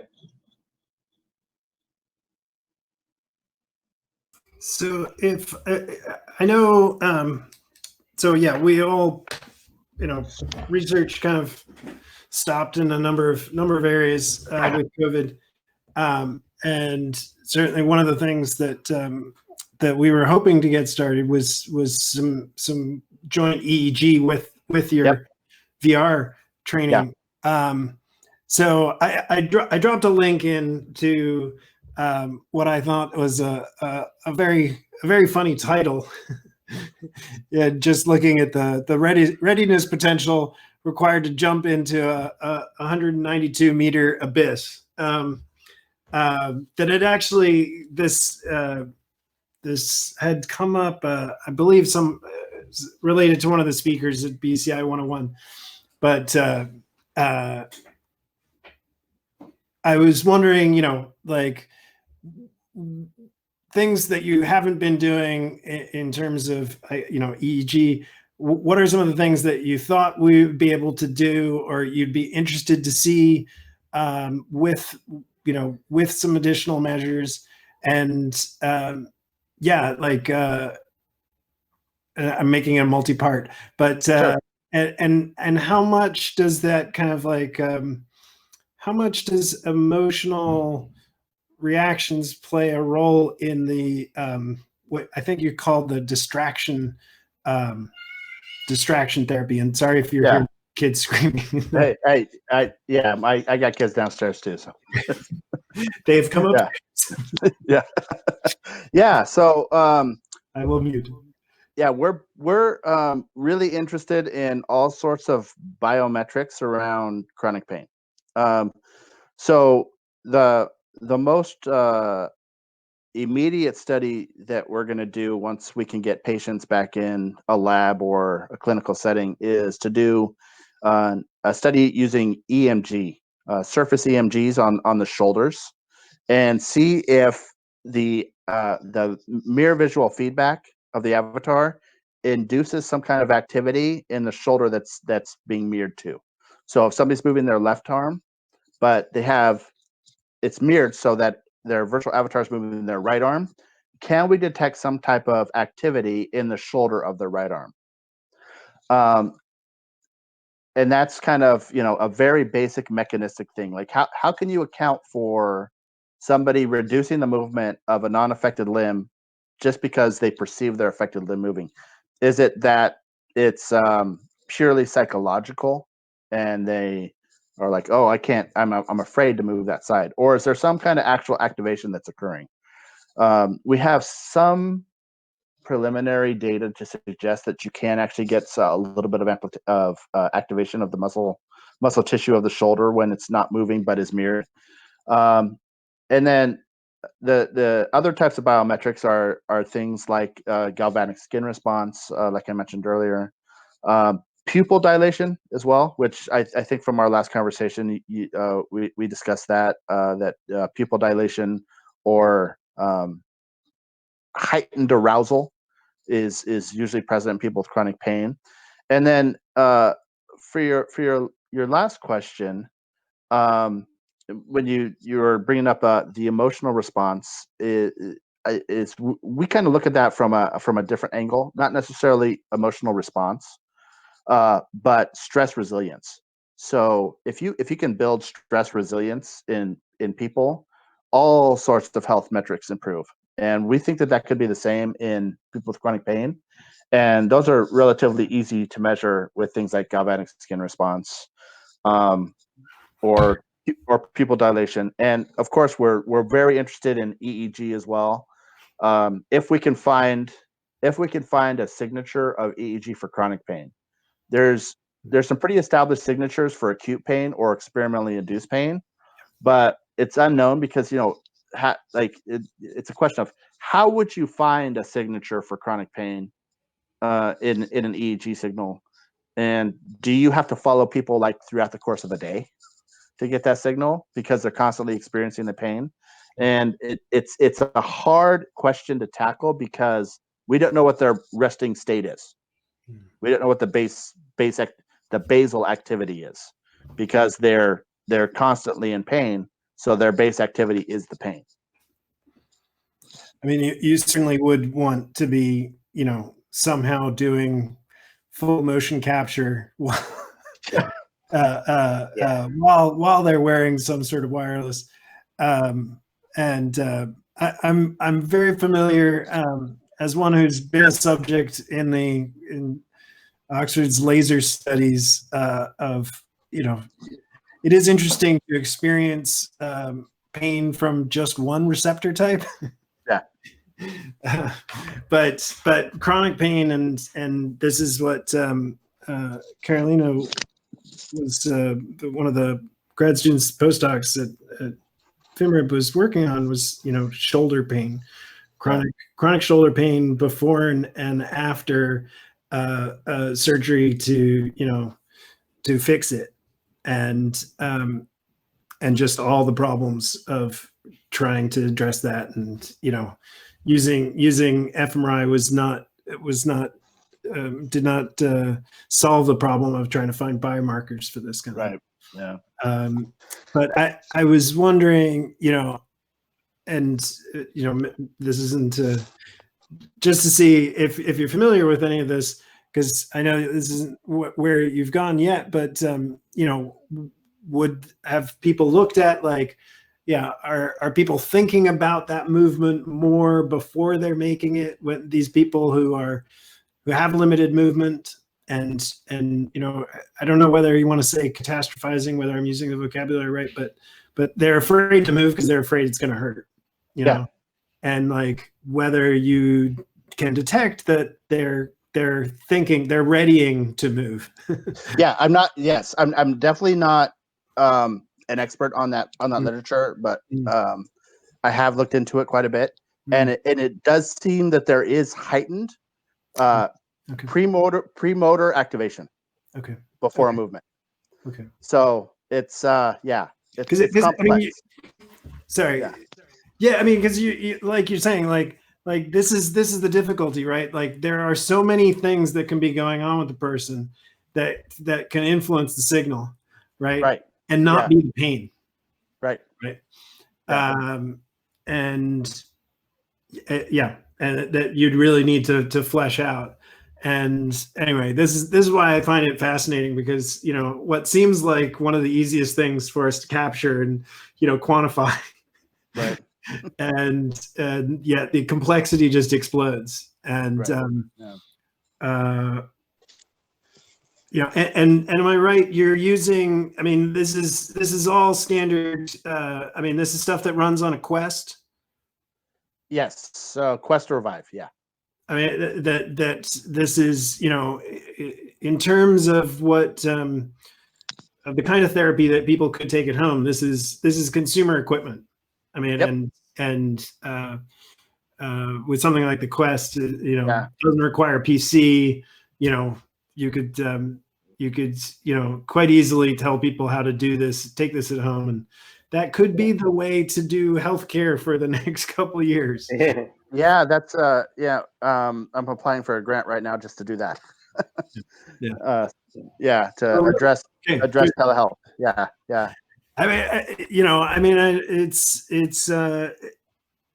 I mean, as one who's is old enough to have gone to the doctor, to UCSF, PT, for shoulder cuff issues. I mean, I think it would be great to, like remove that, have it be at home, have there be more feedback, kind of like this easy to the kind of quantified self that we were talking about before.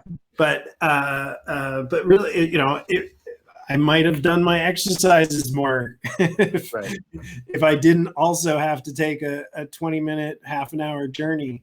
Yeah, but even in typical physical therapy treatment, home exercise prescription is part of it, and patients never do it.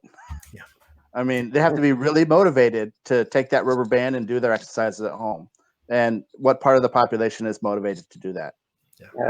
My parents are pretty much in constant physical therapy from many injuries, but they do it too far.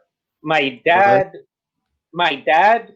when he broke his knee along before he had me, his doctor said to bike. He biked across the U.S. He takes everything and does more of it. But this is not the usual patient. No. But then again, his brother also is a very high level LA kinesiologist. So they both there needs to be ways to incentivize people who aren't used to a exercise as a pastime. Which exercise as a pastime is something only a small population really enjoy doing, because most people don't see any big they don't get any rewards from doing a lot of it. Not immediate rewards, right? Yeah. I do know in VR exercise, gyms, there's one called Black Box in SF that I've done some research on and still need to test out. But one thing they very quickly decided to do was that as the person exercises, their virtual avatar will improve. The avatar will gain virtual muscle mass, or that's interesting. Stuff like that, so that, and they'll do it in a more noticeable or pronounced fashion than a person would typically see. And they haven't been around long enough to test how people respond to this, but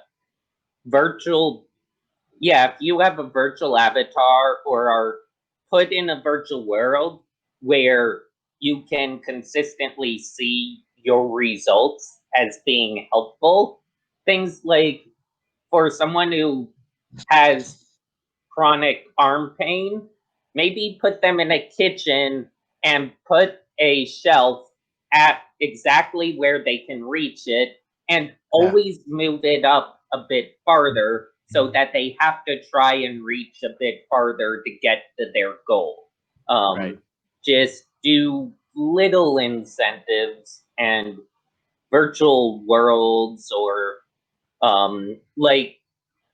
do you guys mainly do seated play or standing in one spot, like not walking around in a virtual area.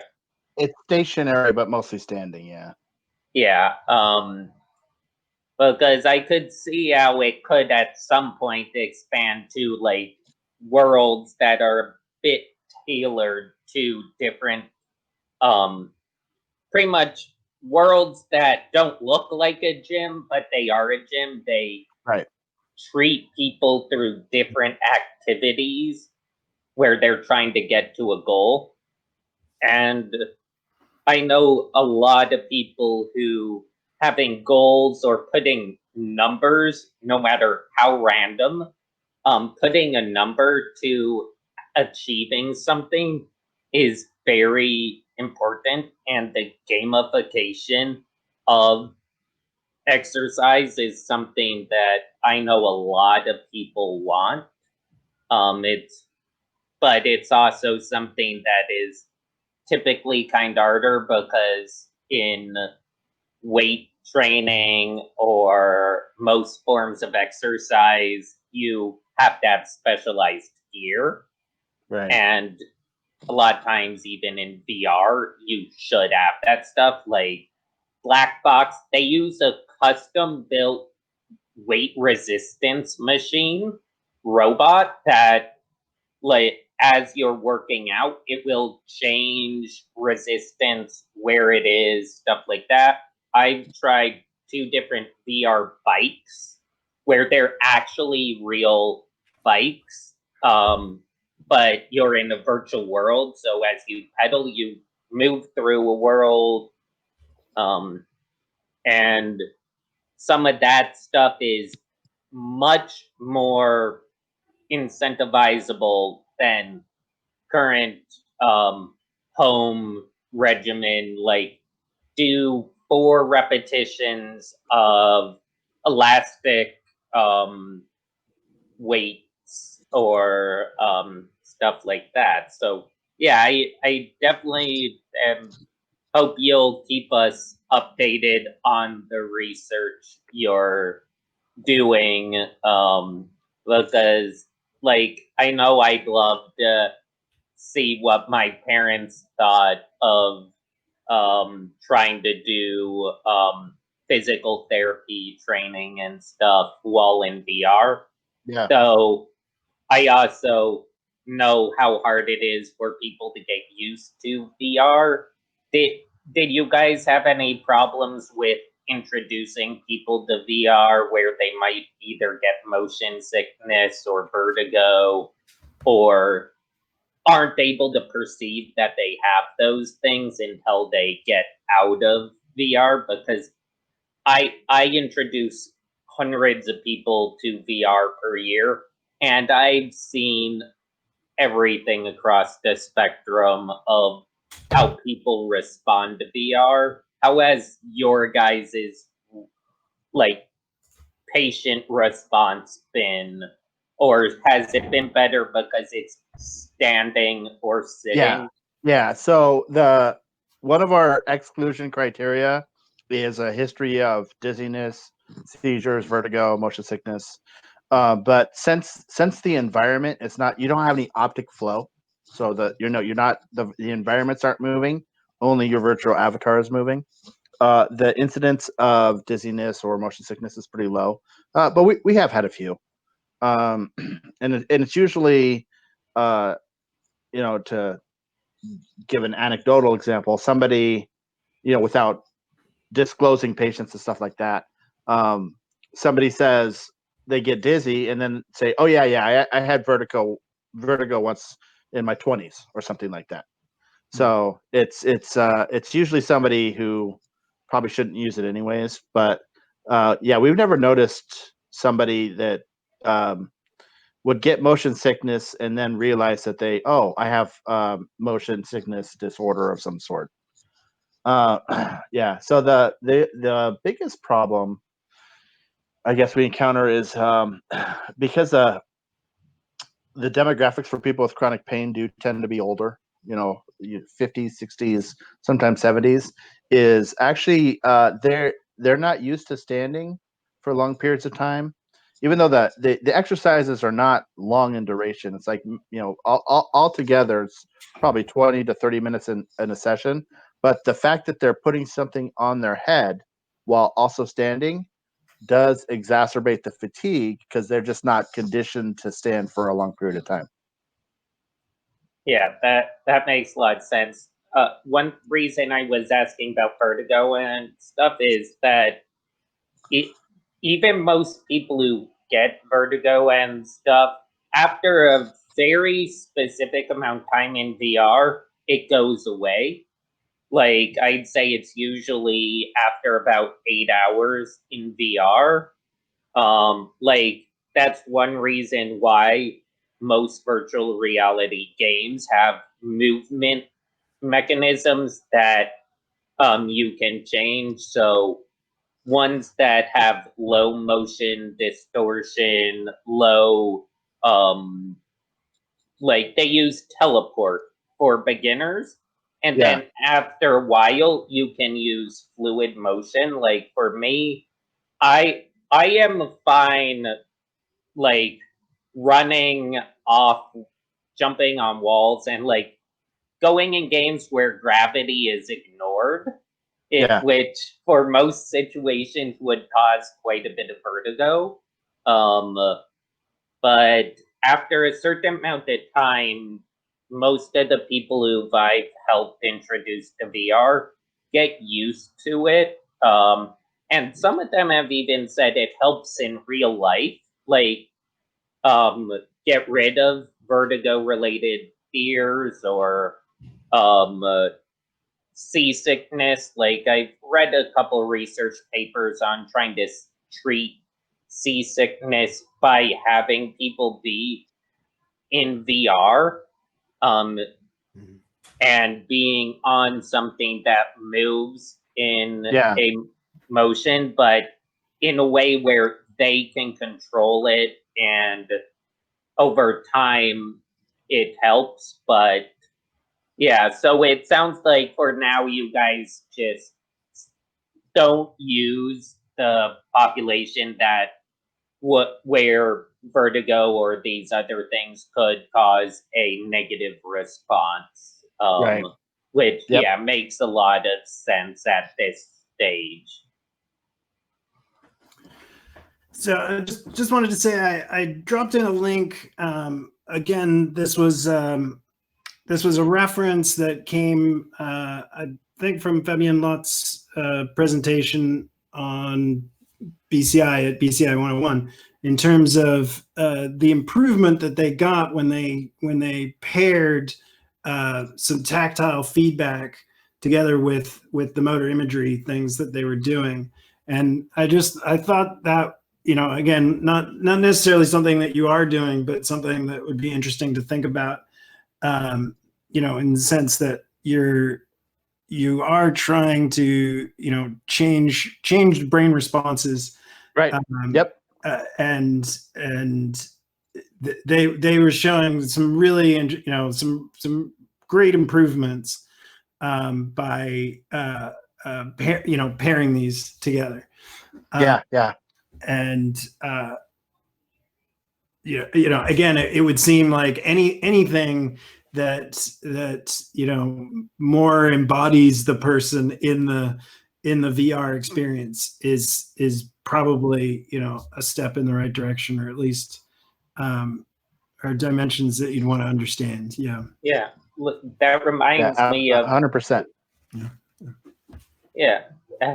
Since you earlier mentioned like the idea of like for people who have burns and stuff, one of the like haptic technologies that is starting to be introduced is temperature based haptic, or not like tactile related to temperature. I don't remember the word for temperature based like body response on skin, but that temperature, flexible temperature induction like heaters and coolers, which have been developed for VR have started to be looked at for situations like medical stuff. So, like, if you can train a firefighter to get used to having heat on their whole body, stuff like that, or people who allow people to start to regain senses in parts of their body that have lost certain degrees of accuracy. Like, I know glass blowers who literally cannot feel temperature up to their shoulder at all. Right. I had one time I found out our school's hot water and cold water were both hot, and I'm talking like 140 degrees, and I was telling teacher, like, this is incredibly hot, I need cold water, and they had to put the water up to their shoulder before they were like, oh, that is really hot, because they probably see somebody about that. I mean, most professional glass blowers lose all sense of stuff. I mean, it's the last time I got a second-degree burn. All of my hand had a second-degry burn, pretty much. Yeah. Wow. One of the things I wanted to ask you about.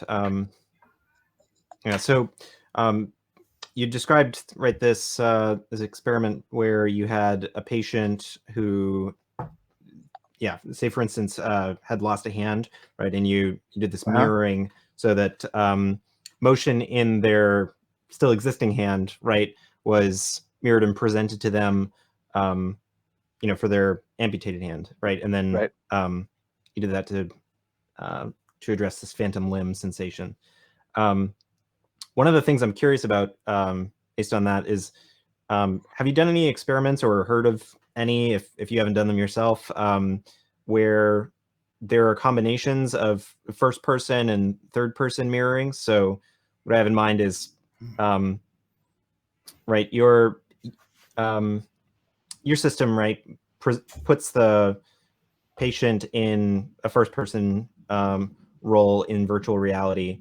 But I could imagine also having some system where they would be looking at themselves doing things. And I wonder if there would be any like positive or negative impact of seeing yourself doing whatever activity it is that you were having trouble doing. But I could imagine maybe there wouldn't be a sufficient I guess I'm not exactly sure what to call this, but like self-recognition. Yeah, embodiment, sure, embodiment. If the avatar was, if you were looking at yourself as a third-person avatar and it didn't look enough like you. Yeah, there's been quite a bit of research done on what type of avatars are most embodied, and as it turns out, it's VR is very susceptible to the uncanny valley, where if it looks too real, it's worse. If it looks too much like you, there's a mismatch. But there is something to, so if humans are very good at copying other people, or there's this kind of funny thing that a couple that lives together a long time usually starts to adopt each other's mannerisms, because you're constantly seeing your spouse or whatever. But copying movement is actually a really effective way of delivering therapies, and because of that, we actually do have a model avatar that shows the correct way to do movements before patients actually do it themselves. So they have to.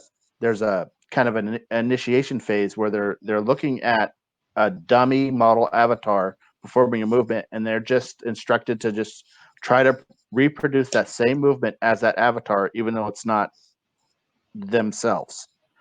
And the way that we do that is actually with a mirror.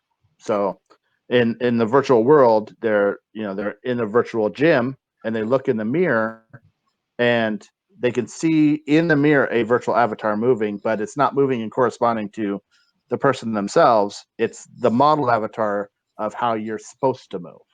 And it's actually pretty effective at getting people initiated in learning how to do the correct movement within the virtual reality space. Yeah, I've also like first, second, and third person perspectives in VR games. Like I'm more from the game side than the neuroscience side, but I care about games that actually allow people to grow physically or mentally. And yeah, the perspective does, as was just said, it can do a lot, and often just having a mirror is enough. And Yeah. people often don't care all that much about how they look, as long as it is a somewhat humanoid figure and or it moves in a humanoid, like biped humanoid way.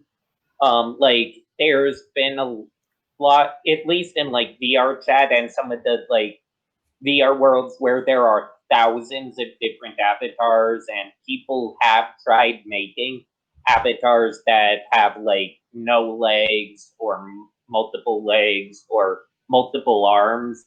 It does present a cognitive like issue that can be learned. You can, in some aspects, almost understand how to move a third limb pretty quickly in virtual reality, if that's, or you can move like arms or body parts that are much, much different in scale than you are, even in that world.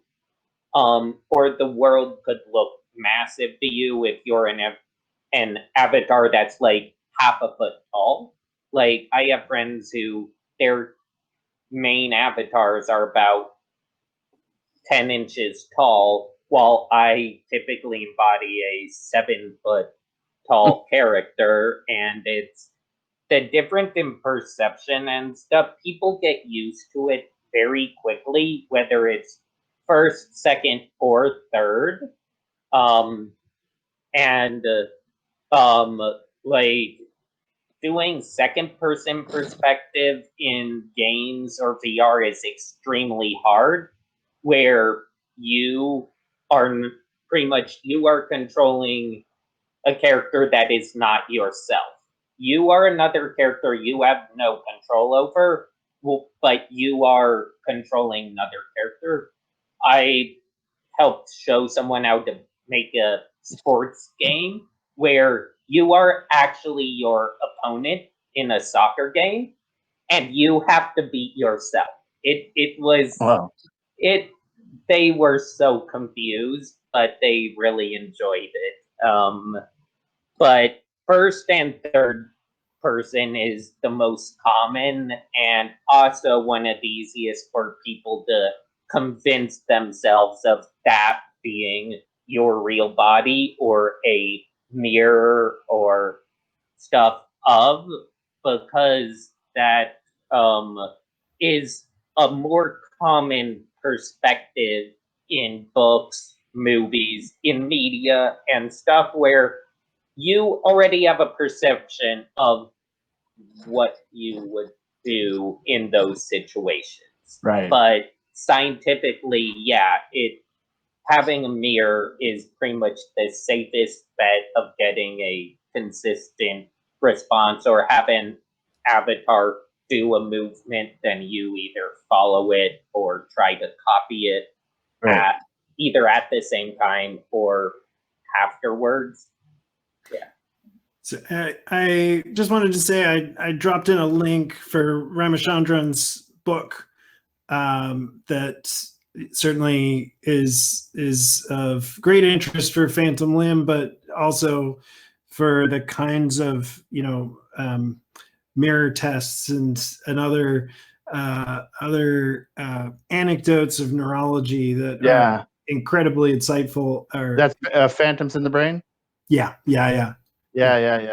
And aside from Oliver Sacks' books, it's some of the best things to read for layperson neuroscience. So again, I want to be able to just cover a few other things tonight before we go, but Michael, I hope we can have you back. Hey, I'm hooked. This was fun. Cool. I mean, in particular, I mean, as you can see, Ryan's also, I mean, it's coming from VR games and but there's a number, I mean, as a research tool as well as a clinical tool, it's particularly interesting. And there's a lot of in neuroscience, like embodied cognition is a particularly hot topic. Mika Allen's group in our house would be one group to look at in terms of I mean, coming from Friston's lab and thinking about predictive coding and things like that, but it's also hot in these attempts to bridge machine learning and neuroscience, in the sense that we need to give our AI systems a sense of body, and that's so much evolutionarily we're moving machines, and so I'm particularly interested in tracking the as well as Oculus has via Facebook has deep pockets and has been hiring up lots of perceptual scientists, lots of movement scientists, in addition to what they're doing in terms of actual sensor technology. It's been a great thing for the field, and we can use that to better do brain science. So yeah, very, very interested to hear more, or hear about other things that things that other groups are trying to do that you think is interesting, as well as, like I said, maybe we didn't get to actually do some of the EEG stuff that we wanted to do, but we could certainly talk. We could talk more. I'm still optimistic that we can get it done. Yeah. Once the labs are open.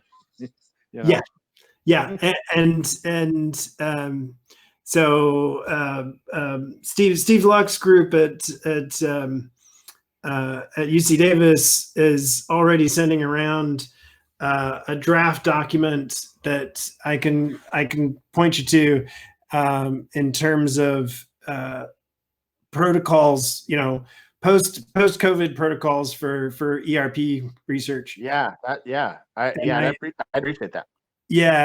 And segueing into so I wanted to mention, I believe you have a Lucid Labs EEG add-on for your VR. Yeah, we have a couple. So we have Lucid Labs, and we have Neurable. Oh, okay, you have Neurable too. Yep.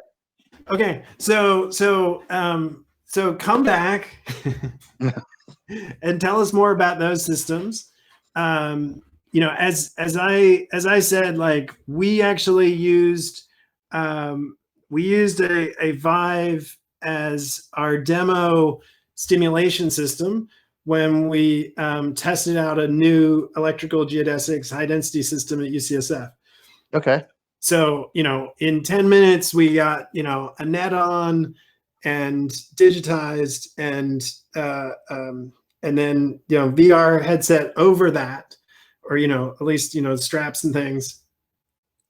over that and redigitized all in 10 minutes, and the ERPs were fine. Were Wow.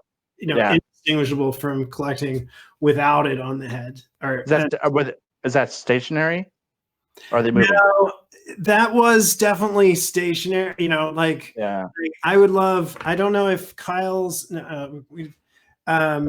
So Kyle Matheson, who sometimes joins us from Edmonton, from University of Alberta, has done some really cool stuff. They've been collecting EEG on bikes, and which I've certainly thought about doing standing bikes. Right, it's like where you can get exercise, but hopefully the person, you can even maybe get them to put their head in a chin rest. But he's doing that, if you check out his website, you'll see they're doing EEG on a bike in the countryside. There's some EEG on walking, and who just did that? Anyway, I would love to cover those kinds of artifacts, and they are tough, and yeah, the movement is hard. Yeah, it's is in some ways a more insidious problem than, it's certainly more insidious than eye blinks, but even eye movements. Because so but I would love to track all of these things and talk more about how we could use EEG in conjunction with what you're doing. Just thinking, spitballing ideas about things. It would be great. Sounds good. I'm Cool. on board with that. All right. Thank you. In just the last, so this has been great, because I don't know if I could have carried a conversation for this long on NIRS. But I wanted to talk about, let me just check a couple of things. Currently, for reasons unknown to me, some of the best groups for near infrared signaling, signals, or signal processing are on Facebook. And so for those who are interested, the Society for Functional Near Infrared Spectroscopy has a very good active group on Facebook that includes people like David Boaz and among others, but who I've talked about before as relates to Open FNIRS, and Open FNIRS is itself a follow-on project to Open NIRS. So Open NIRS was 2014 to 2017, and then I think Open FNIRS has taken over that, and Alexander von, I'm not going to remember Alexander's name, but is now a postdoc with I will get it in 1 second. My internet is faster. Alexander von Lofman. Okay, Jonathan, did you do any German? Okay, maybe you can tell me how I should be pronouncing that correctly.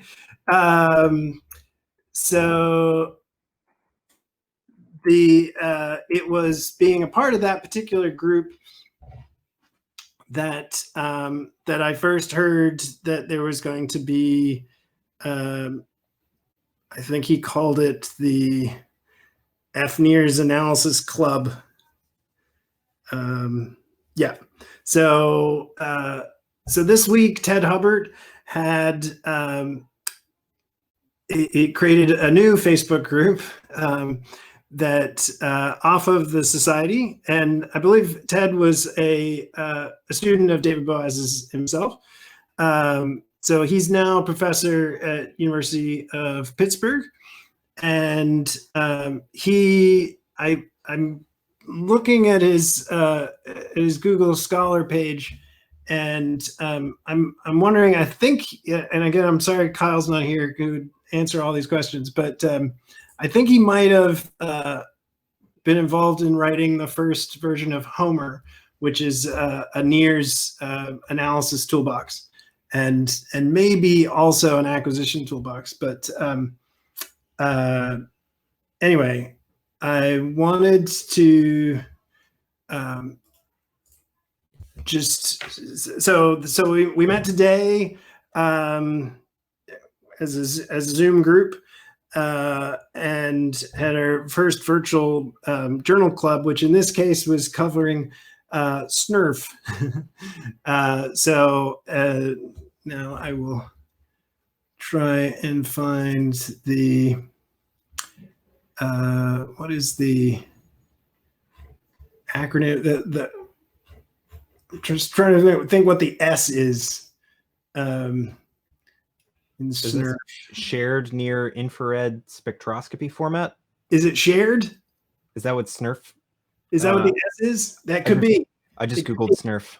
Because I think the way he was talking about it, it was definitely had like a shared database idea. And it might relate somewhat to again, like the Michael, you would have loved the Brains Initiative meeting, and as well as Neurodata Without Borders, lots of animal electrophys, and they were Neurodata Without Borders was definitely talking about how to standardize the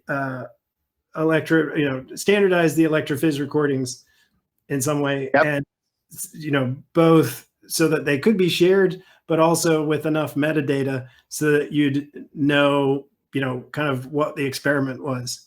And yeah, and the companies I was working for before, AlphaMed Scientific and Sony, were participating in the standards to share electrophysiology data. Okay. All different proprietary amplifiers have different formats. Which is kind of the case with EEG too, right? Or certainly was like it was a much bigger case back in the 90s, and where some companies were still keeping their formats secret, right? To keep I'm opposed to that at all levels. Yeah.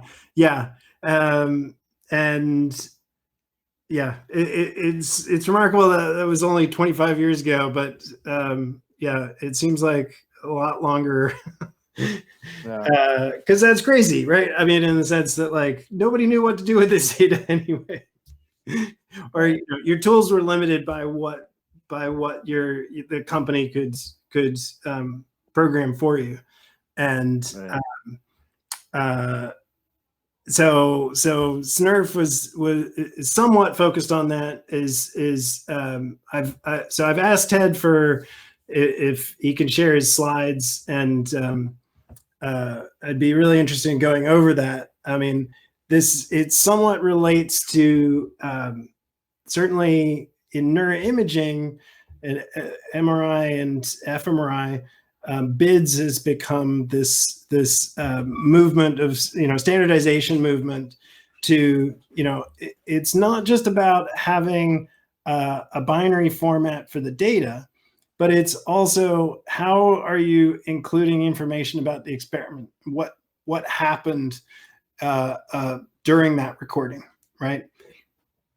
And I've seen this happen a couple of times where I think so. There is this thing called BIDS NIRS that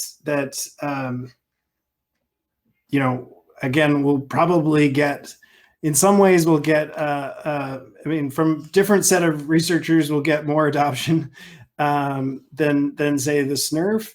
But it comes down to something that I see kind of again and again, which is the SNRF people have taken this HDF or a hierarchical data format approach, which is attractive when you can when you're kind of thinking about like putting everything together in one file, right? So that's the approach that Snurf is taking, and he certainly talked about being able to include EEG data, being able to include the electrode positions, or the sensor positions and other things like that. Let me just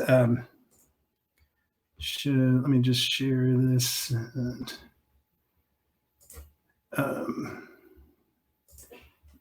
just here's hopefully we're getting, yeah. So he went with the South Park like should we call it Avatar? I don't know.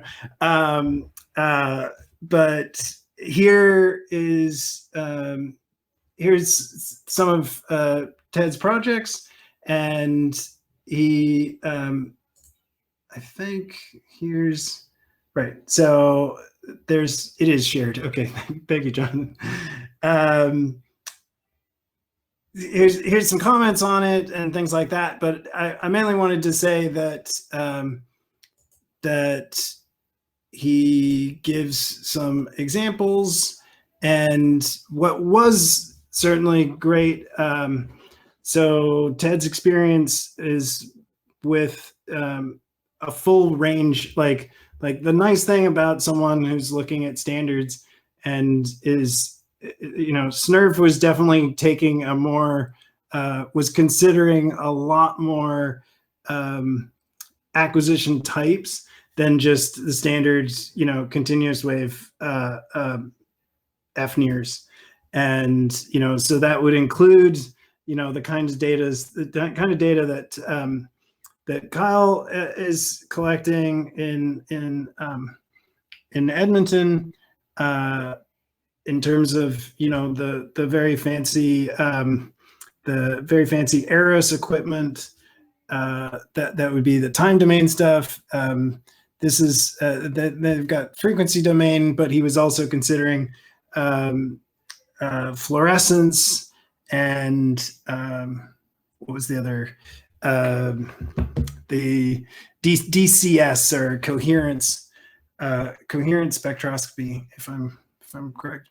But so he's got examples here of that, and what I'm not quite seeing is, oh yeah, and here's Python Snurf, which he created like minutes before or the day before our meeting, but gives us a reader now for Snurf that we could potentially link in to M&E, which is for Jonathan, is kind of like it's the standard Python. Well, when I say electrophysiology, it would be like whole head, this kind of EEG, MEG electrophysiology. Even though there's nothing stopping you applying some of the other animal data and things like that. But it's the most widely used package by more like cognitive neuroscientists for electrophys processing, and it now has its name was again. It's MNE. So, and you can just find it at mne.tools, which I can tools.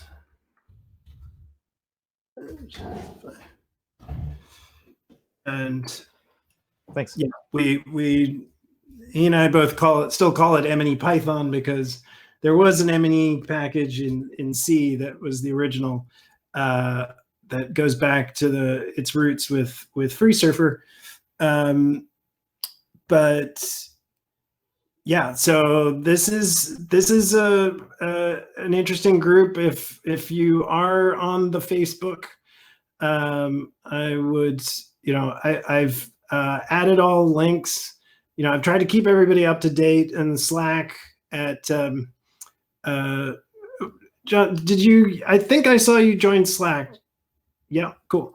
So there's an open NEARS and no, it's open near, I think. For some reason, when Ben created it, he dropped the S. Open near channel on Slack that I try and post all the relevant,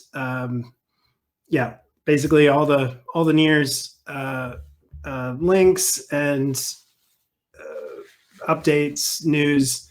Is it a private channel? No, or it shouldn't be. Are you're not able? I'm searching. So I'm searching the channels in Slack right now. I've got open FNear. Yeah. Open a couple of other things. You're totally right. It's open FNear. Oh, okay, cool. So I wish there was more standardization on this. Yeah, but open FNear, please. And so sorry, I'm just gonna jump there and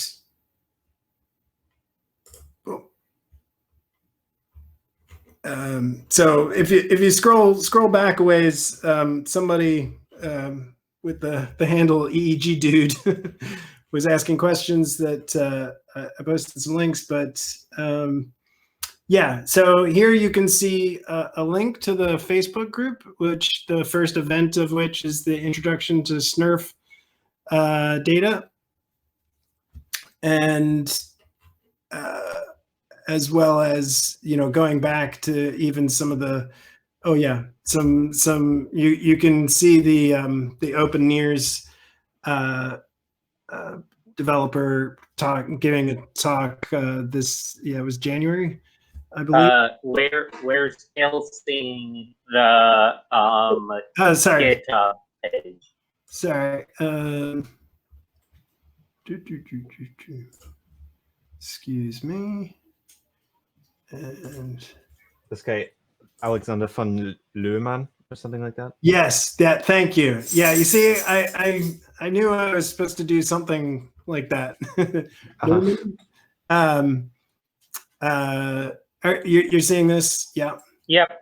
So this, please join this group. I mean, like I said, I'm trying to make it a regular, trying to give some regular coverage of NEARS.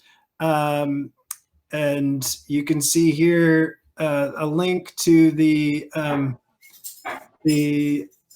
TED's event, the fMRI Analysis Club, and like I mentioned with Michael and VR, this is, and with EEG dudes in the channel. NEARS, one of the reasons, Jonathan, that I'm talking about it is that NEARS is also a very accessible, and by that I mean, inexpensive technology from which we can get a relatively good, albeit indirect measure of brain activity. So near infrared, when we use the same sensors that you might get on a clinical pulse ox device,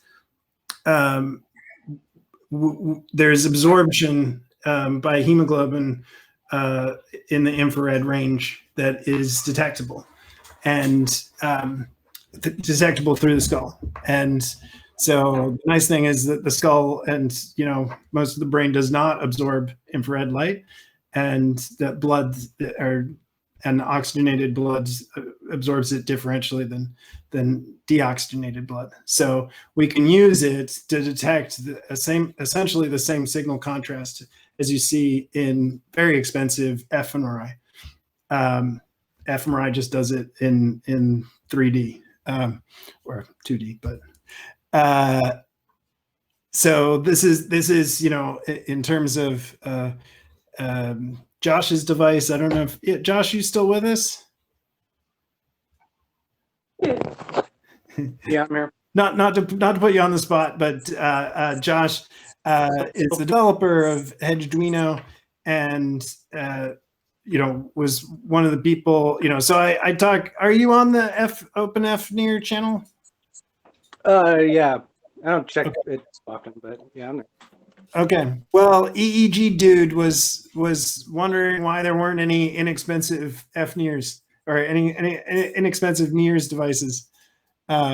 So I was mentioning that, and did you say you got another order from OpenBCI? Yeah, I've been working on it while I've been listening. Cool. So, these are low channel. I mean, these are single channel devices that I linked in there, but even from that single channel, you're getting that same physiological contrast that you see in fMRI.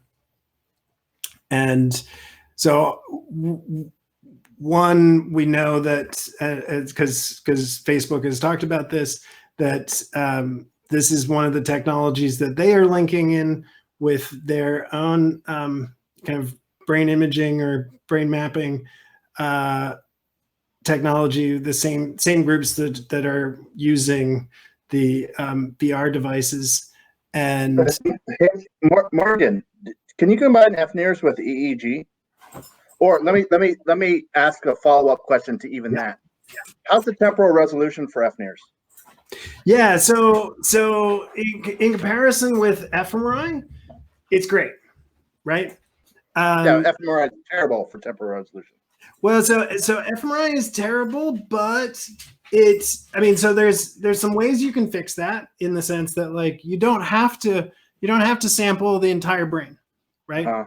So you could do what vision scientists and retinotopic mappers do, which is just collect one slice right at primary visual cortex, and then just keep on sampling that slice, and you can improve. You can get down into the tens or hundreds of milliseconds, right?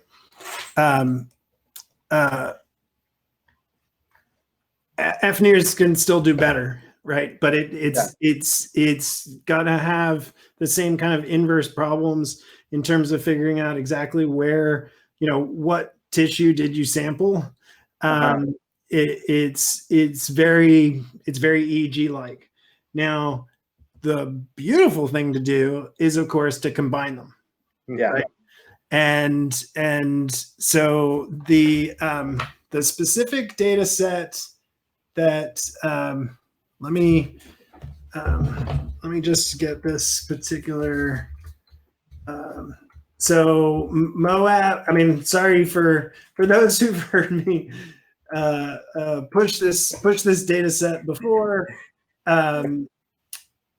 There is already in Moab, which is the mother of all brain-computer interface benchmarks. Yeah. And okay, this here. So this is an open data set, Michael. So and I can get you a link to the paper. Okay.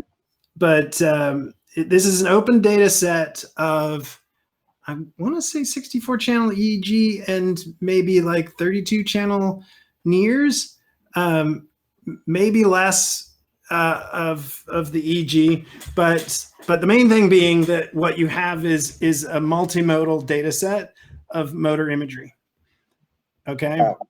And the wonderful thing, and so another student of David Boaz is Solomon Diamond at Dartmouth, and who's done some really cool work, as has David Boaz. But Solomon in particular has done some really cool work in terms of how well does the NIRS predict the EEG, right? Yeah.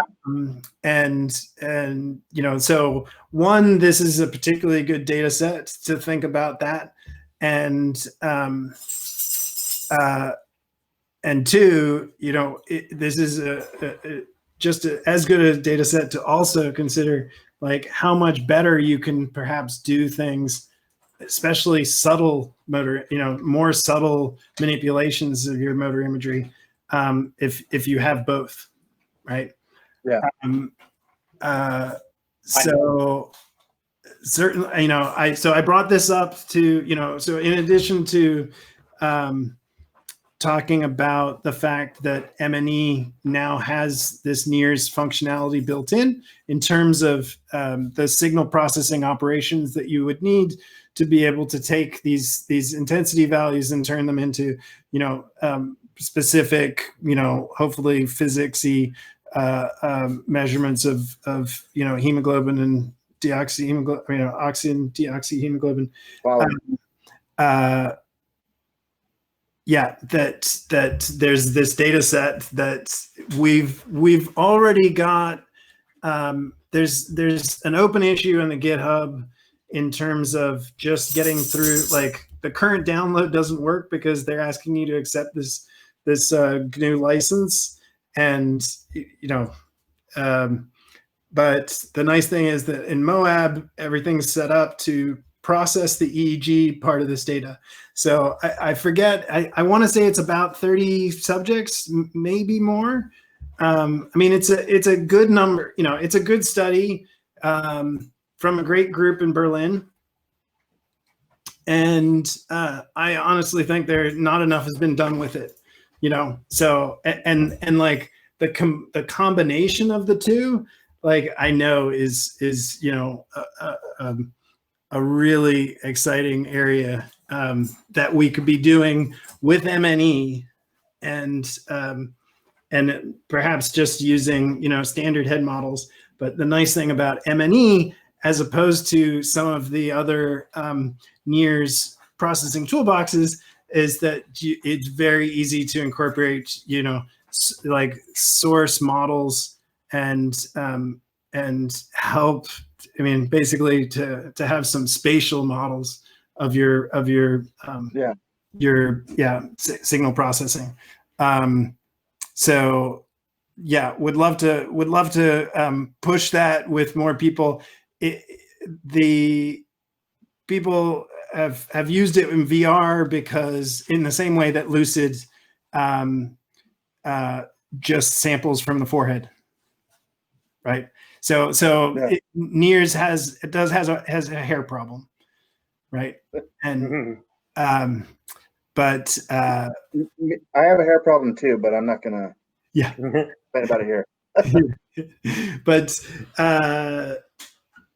yeah, I mean, so I in the link, or so the open NIRS that link that I dropped in the chat, that is older technology, but like simple, inexpensive to build technology that you could use to add NIRS yourself to a VR headset, for instance. I'm definitely going to follow up with you on that. Cool. Because and just to finish that, I realize it's after 9. So the newer stuff is Ninja NIRS. That is David Boaz's lab at the Neurophotonics Center at BU at Boston University. That's the newer hardware that Alexander von Lohmann is talking about in the. Sorry, Michael, are you on Slack? Are you on our Slack? I'm not on your Slack, but I'm on Slack. Yeah. Okay. Sure. I'll send you a link. I mean, if you're interested, we'll leave aside the issues of like our Slack. We use the free version, so messages will disappear at a certain distance in time, which is kind of crazy. It's certainly why I try and use our messenger group to post things more. so that I've got a record of them. But currently I'm using the Open FNIR channel to post these links, and there's some good YouTube videos. Yeah, you can see what they're send me a doing. link. Yeah. Because I think it's really, it's inexpensive, and it's relevant data. I just remembered something about some people who I remember at one of the physical meetups last year when we had OpenEIT, that was actually discussed a bit about trying to see if it could replace ECG, because it could do a cross-sectional analysis of part of the muscle. So, Michael, you might want to, if at some point after you do the testing with the ECG muscle tracking, you might want to look at using EIT or similar systems that could do cross-sectional analysis of muscles on the patient, so you can see how well it correlates. Just because I know, like, a lot of the dry electrode ECG stuff that at least I've tried, it's kind of uncomfortable at times, or can inhibit movement a bit more than I think is always usable. But I thought that would be interesting to mention. I also found some of the information I was talking about earlier on motion capture. I'll paste the tracking suit that I really think is currently one of the best out there. I know the developers and have seen it tested many times. Is it the Tesla suit by any chance? No. Okay, good. Tesla suit, there's problems. We tried it out. We tried it out, and we're not impressed. Yeah. No. It's called Rococo. And one of their main locations is in SF. I got to go to their pitch meeting a couple of years ago and have kept tabs. And it works pretty dang well. And last time I saw an in-person demo was 2 years ago, and it was already far ahead of most of the motion capture suits I had seen in terms of accuracy and ease of use, which putting on a motion capture suit is one of the important things. How fast can you accurately put it on? Which, like, you want the sensors at the correct location. And a lot of the suits, you have one of the many problems of it's too far away from where it should be, or you take too long to put it on.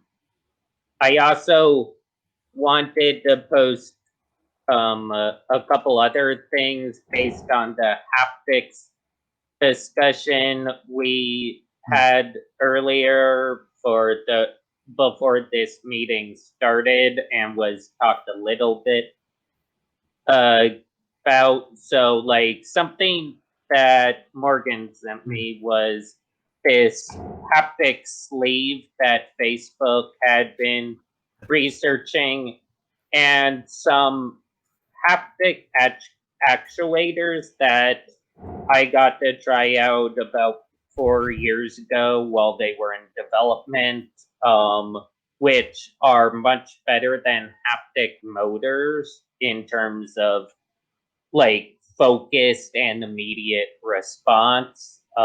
So I just posted some of that stuff in the chat because I thought it could be somewhat relevant to some of these topics. But yeah, getting multimodal data sets is one of those things I think as a group we'll all be able to do at some point in the future. Have FNIRs, have EG, have OpenEIT, eye tracking, motion capture, pulse, all of that stuff, and try to get it actually synchronized could definitely help with figuring out what data is actually useful to all these tests and all these things. Yeah, and that's the key. That's the key, right? That's the key. Is you got a lot. Getting a lot of data is meaningless unless you can figure out what is applicable. Yeah. And I mean, or yeah. Which again, some of the fanciest data analysis techniques are still not interpretable. So I want to be cognizant of time. We have people on the East Coast that join us, and I'm super glad that they've hung in with us until the bitter end. So Jonathan is joined on Slack. Feel free to ask more questions and check our. We're trying to do a revamp, but there's a learn.neurotechedu.com that is as a first pass at getting some background, seeing some of the kinds of equipment that people are using, and well, we certainly want to update the currently the Python tutorials that we have could be updated. Don't worry about those. Ask for the latest stuff that actually came out of the BCI 101 workshop that was just a week ago now, 2 weeks ago, and yeah, that it serves as basically an intro tutorial to M&E. Right, and you can also go to mne.tools, but you'll be dropped into a real, research tool website. So happy to answer questions about that. Love everybody to come back. If you can't make this, you can always catch our videos. I want to thank Alex and Ryan for being our videographers and editors. So I don't know if anybody else wants to say anything before we go. Yeah, I'll say thanks for having me. Definitely. Super fun, and I'll be back. Cool. Yeah, let's. I mean, yeah. There's a lot of technologies that we haven't been talking about that I think would be really interesting, and we're in a great location to be following a lot of those latest ones. So yeah, really hope to have you back, and thanks everyone. If we could stop recording.